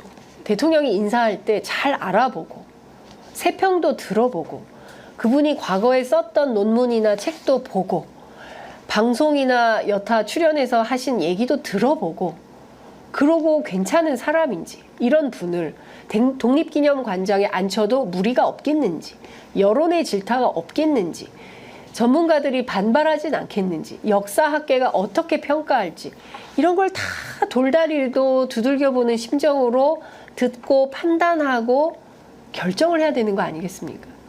그게 대통령으로서 인사권자로서 당연히 해야 될 의무 아닙니까? 그런데 이렇게 말합니다. 제가 잘 알지도 못하고 개인적으로 전혀 모르는 분이고 이렇게 얘기합니다. 검증은 하는데요. 알아서 위원회에서 잘 했을 거기 때문에 신변에 관한 재산이나 비위나 검증을 하고 문제가 없으면 임명을 하는 겁니다. 특별한 정부의 입장과 관련한 인사는 아니라는 점을 말씀드리고 그리고 뉴라이트 얘기가 많이 나오는데 뉴라이트 뭔지 잘 모릅니다. 뉴라이트 몰라요. 그 김태효 2차장이죠. 안보실 2차장이 지난 국회 운영위에 출석해서 신장식 의원의 질문에 대해서 답변했던 것과 마찬가지로 뉴라이트 뭔지 잘 모릅니다. 말하는 사람마다 정의가 다른 것 같고 우파인데 진보적 우파인지 예. 요새는 언론에서 또 다른 정의가 이루어져서 그건 잘 모르겠고 우리 정부의 인사는 국가에 대한 충성심, 직책을 맡을 수 있는 역량 두 가지를 보고 인사를 하고 있습니다. 뉴라이트냐 뭐냐 이런 거 안 따집니다. 마지막에 뭐였죠? 이렇게 또 질문을 까먹어요. 마지막에 뭐였죠? 아, 광복회. 애국자의 유족들이 단체에 대해서 보복하고 그럴 일이 뭐가 있겠습니까? 그렇게 이해해 주시면 좋겠습니다. 어떻게 생각하십니까? 뉴라이트 나는 잘 모르겠고 국가에 대한 충성심 그리고 직책을 맡을 수 있는 역량 저는 이 대목이 굉장히 중요하다고 생각을 하는데요. 자, 예를 들어서 김문수 노동부 장관 후보자가 직책을 맡을 수 있는 역량이 있다고 할 수 있습니까? 물론 그분이 과거에 경기지사도 하고 국회의원도 하고 뭐 무슨 부천시장도 하고 여러 가지 정치 이력은 있습니다. 그리고 70년대 80년대 노동운동 했다고 합니다. 그 40년 전 30년 전 얘기예요. 그리고 지금 그분이 노조가 필요 없다고 생각하는 분입니다. 그리고 손배가 특효약이다 이런 주장을 하는 분입니다. 그리고 일제강점기 때 무슨 나라가 있었어? 일제강점기 때 우리 조상들은 우리 선조들은 국적은 일본이야. 이렇게 주장하는 분을 과연 대한민국의 국무위원으로 국가에 대한 충성심이 있고 직책을 맡을 수 있는 역량이 있는 분이라고 평가할 수 있겠습니까? 그게 다수 대중의 눈높이에 맞는 결정이라고 판단할 수 있습니까? 아휴, 정말 너무 힘듭니다. 이런 얘기까지 해야 된다는 게 정말 너무 고통스럽습니다. 시청자 여러분들께서도 많이 고통스러우신 것 같습니다. 자, 지금 경제 분야로 넘어갔는데요. 파이낸셜 뉴스, 한국경제 두 군데서 나옵니다. 자, 체코 원전 이제 수주를 했는데 24조 원대 성과가 있다고 말씀하셨습니다.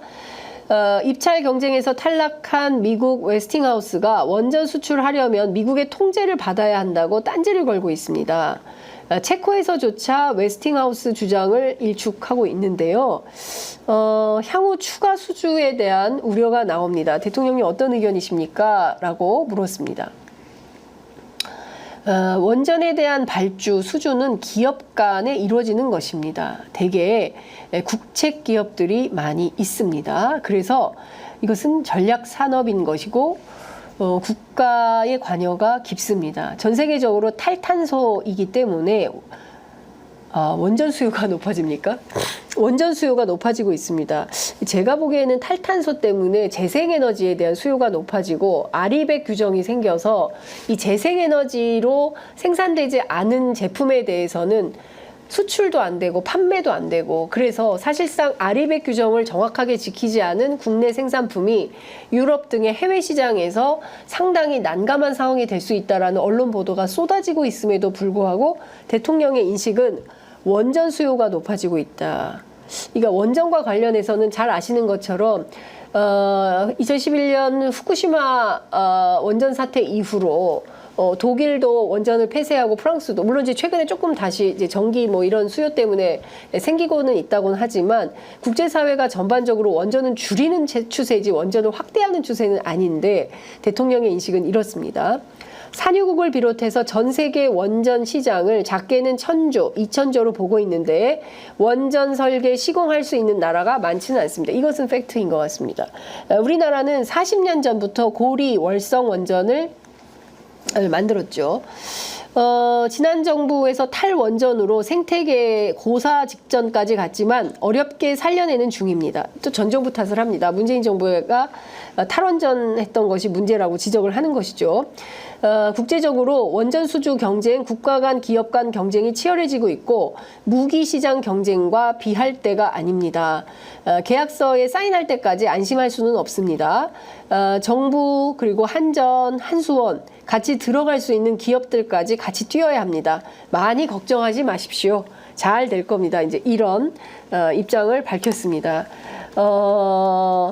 지금 그 원전에 대해서는 대통령이 갖고 있는 인식은 원전 확대 정책인 것 같습니다. 그리고 재생에너지나 기후 위기에 대응하는 어떤 그 좀 선제적인 그리고 그 한국에서 할 수 있는 어떤 정책 비전 이런 부분에 대해서는 특별하게 대안은 없어 보입니다. 지금 경제 분야 계속 이어지고 있는데요. 가계부채에 대한 질문도 나와 있습니다. 한국경제기자 질문인데요. 답변은 아직 나와 있지 않아서 여러분들 어떤 의견들 올려주고 계시는지 제가 좀 보도록 하겠습니다. 또 전 정부 그러니까요. 예. 지금 뭐 저 댓글창을 보니까 저보다 진도가 더 많이 사회정책과 관련된 댓글도 많이들 올려주고 계시네요. 돌봄교육 얘기하고 있네. 또 새벽벌보기 운동제라도 시킬 모양이다라는 의견 올려주시고 계십니다. 대체에너지가 중요한데 탄소 중립 추세라 어떻게 하려고 하는 건가. 맨날 잘 된대. 아유, 그러니까요. 국민들은 걱정이 태산인데 대통령은 걱정이 별로 없으신 것 같습니다.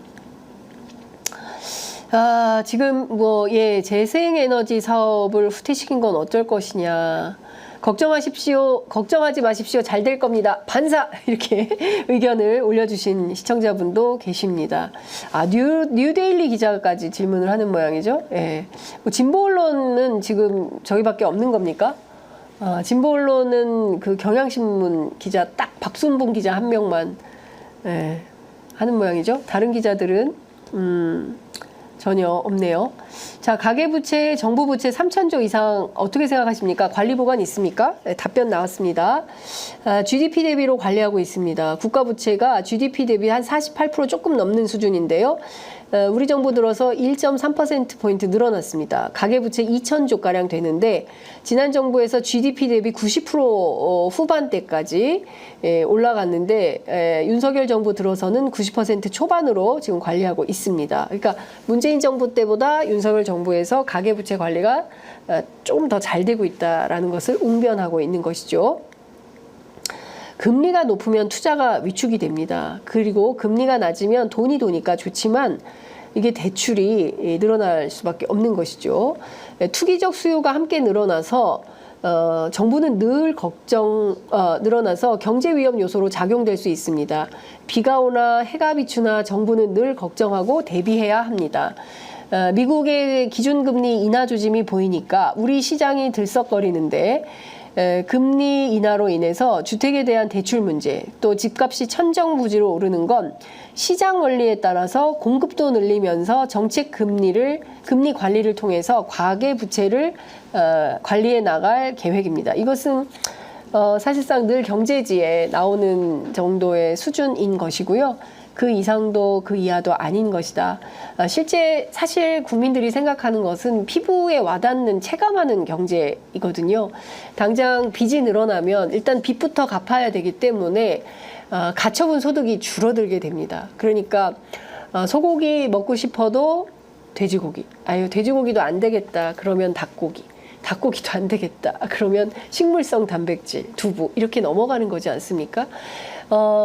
지금 이렇게까지 많은 국민들이 가처분 소득이 줄어들기 때문에 삶의 질이 낮아지고 있고 국민들이 날마다 조금씩 가난해지고 있다. 이렇게 걱정과 우려와 탄식. 왜냐하면 물가가 너무 높으니까요.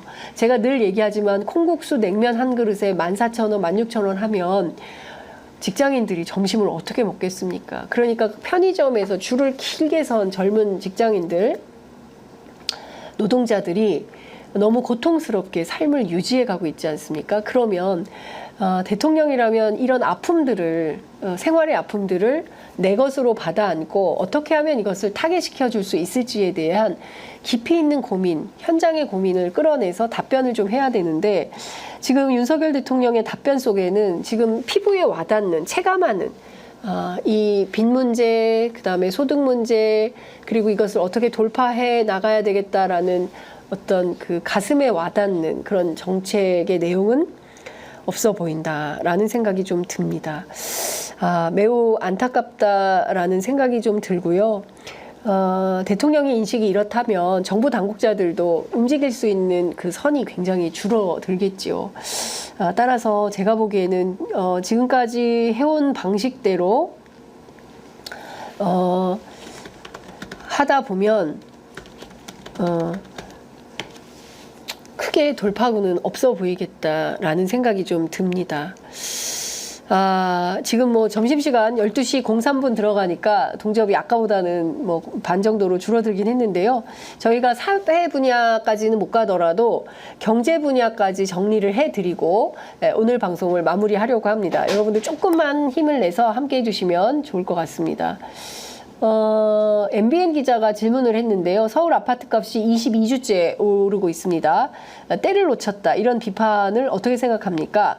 집값 안정은 언제쯤 이루어질 수 있을까요? 정부 정책을 믿고 신중하게 생각했으면 좋겠다. 말씀하실 수 있으시겠습니까? 이제 이런 답변이 나왔습니다.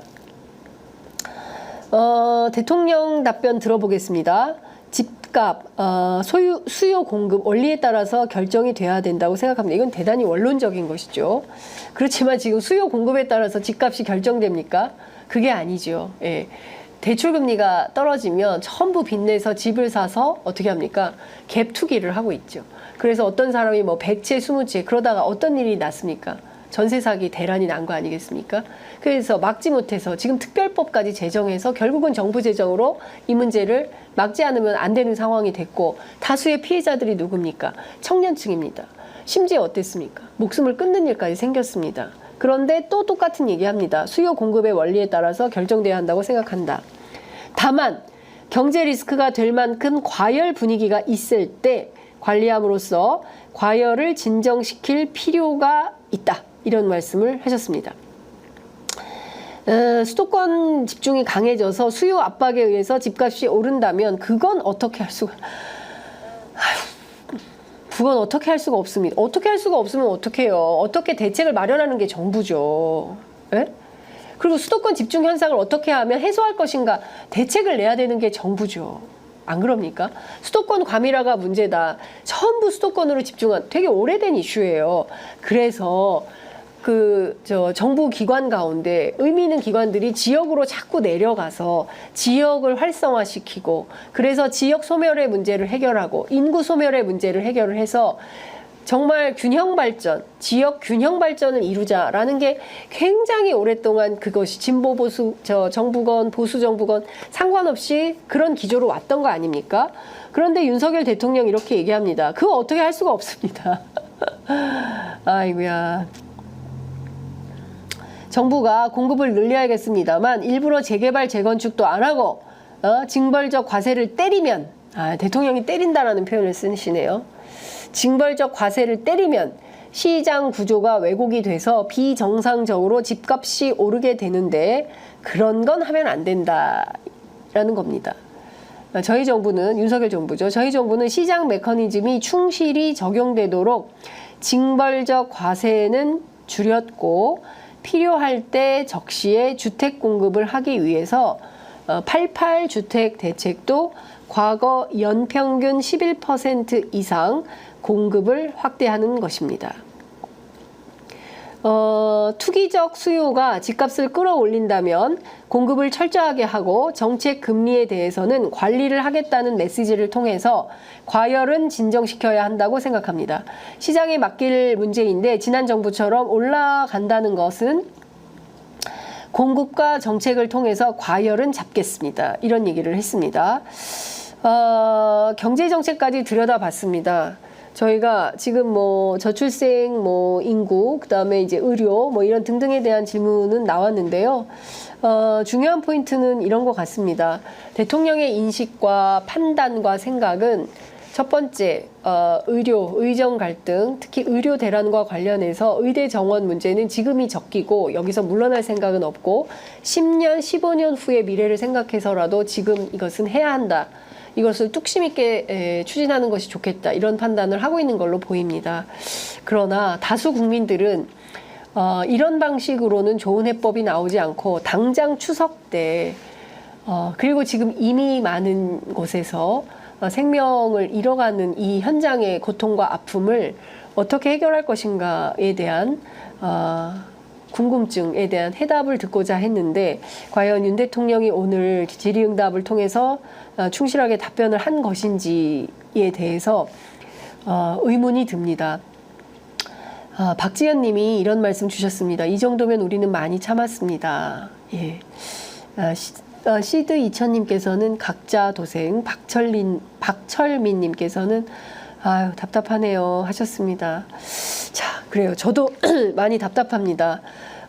네, 모든 질의에 대한 답변이 관념적이고 추상적인 단어 나열에 불과합니다. 의미가 없는 기자회견이었네요. 걱정입니다. 이런 의견들 주셨습니다. 자, 국민들은 이렇게 나라 걱정, 정부 걱정하고 있는데 과연 정부는 국민 걱정, 국가 걱정, 나라 걱정 하고 있을까요? 하고 있다고 말씀하시지만 그것이 문자 안에 갇혀 있는 것은 아닌지 다시 질문을 좀 던지면서 오늘 방송은 여기서 마무리해야 될 것 같습니다. 사회 분야는 조금 비슷비슷할 것 같아서요. 네, 여기서 마무리하고 저는 내일 아침 9시에 다시 찾아뵙도록 하겠습니다. 12시가 넘은 시각까지 함께해 주신 여러분 대단히 감사합니다. 내일 뵙겠습니다. 고맙습니다.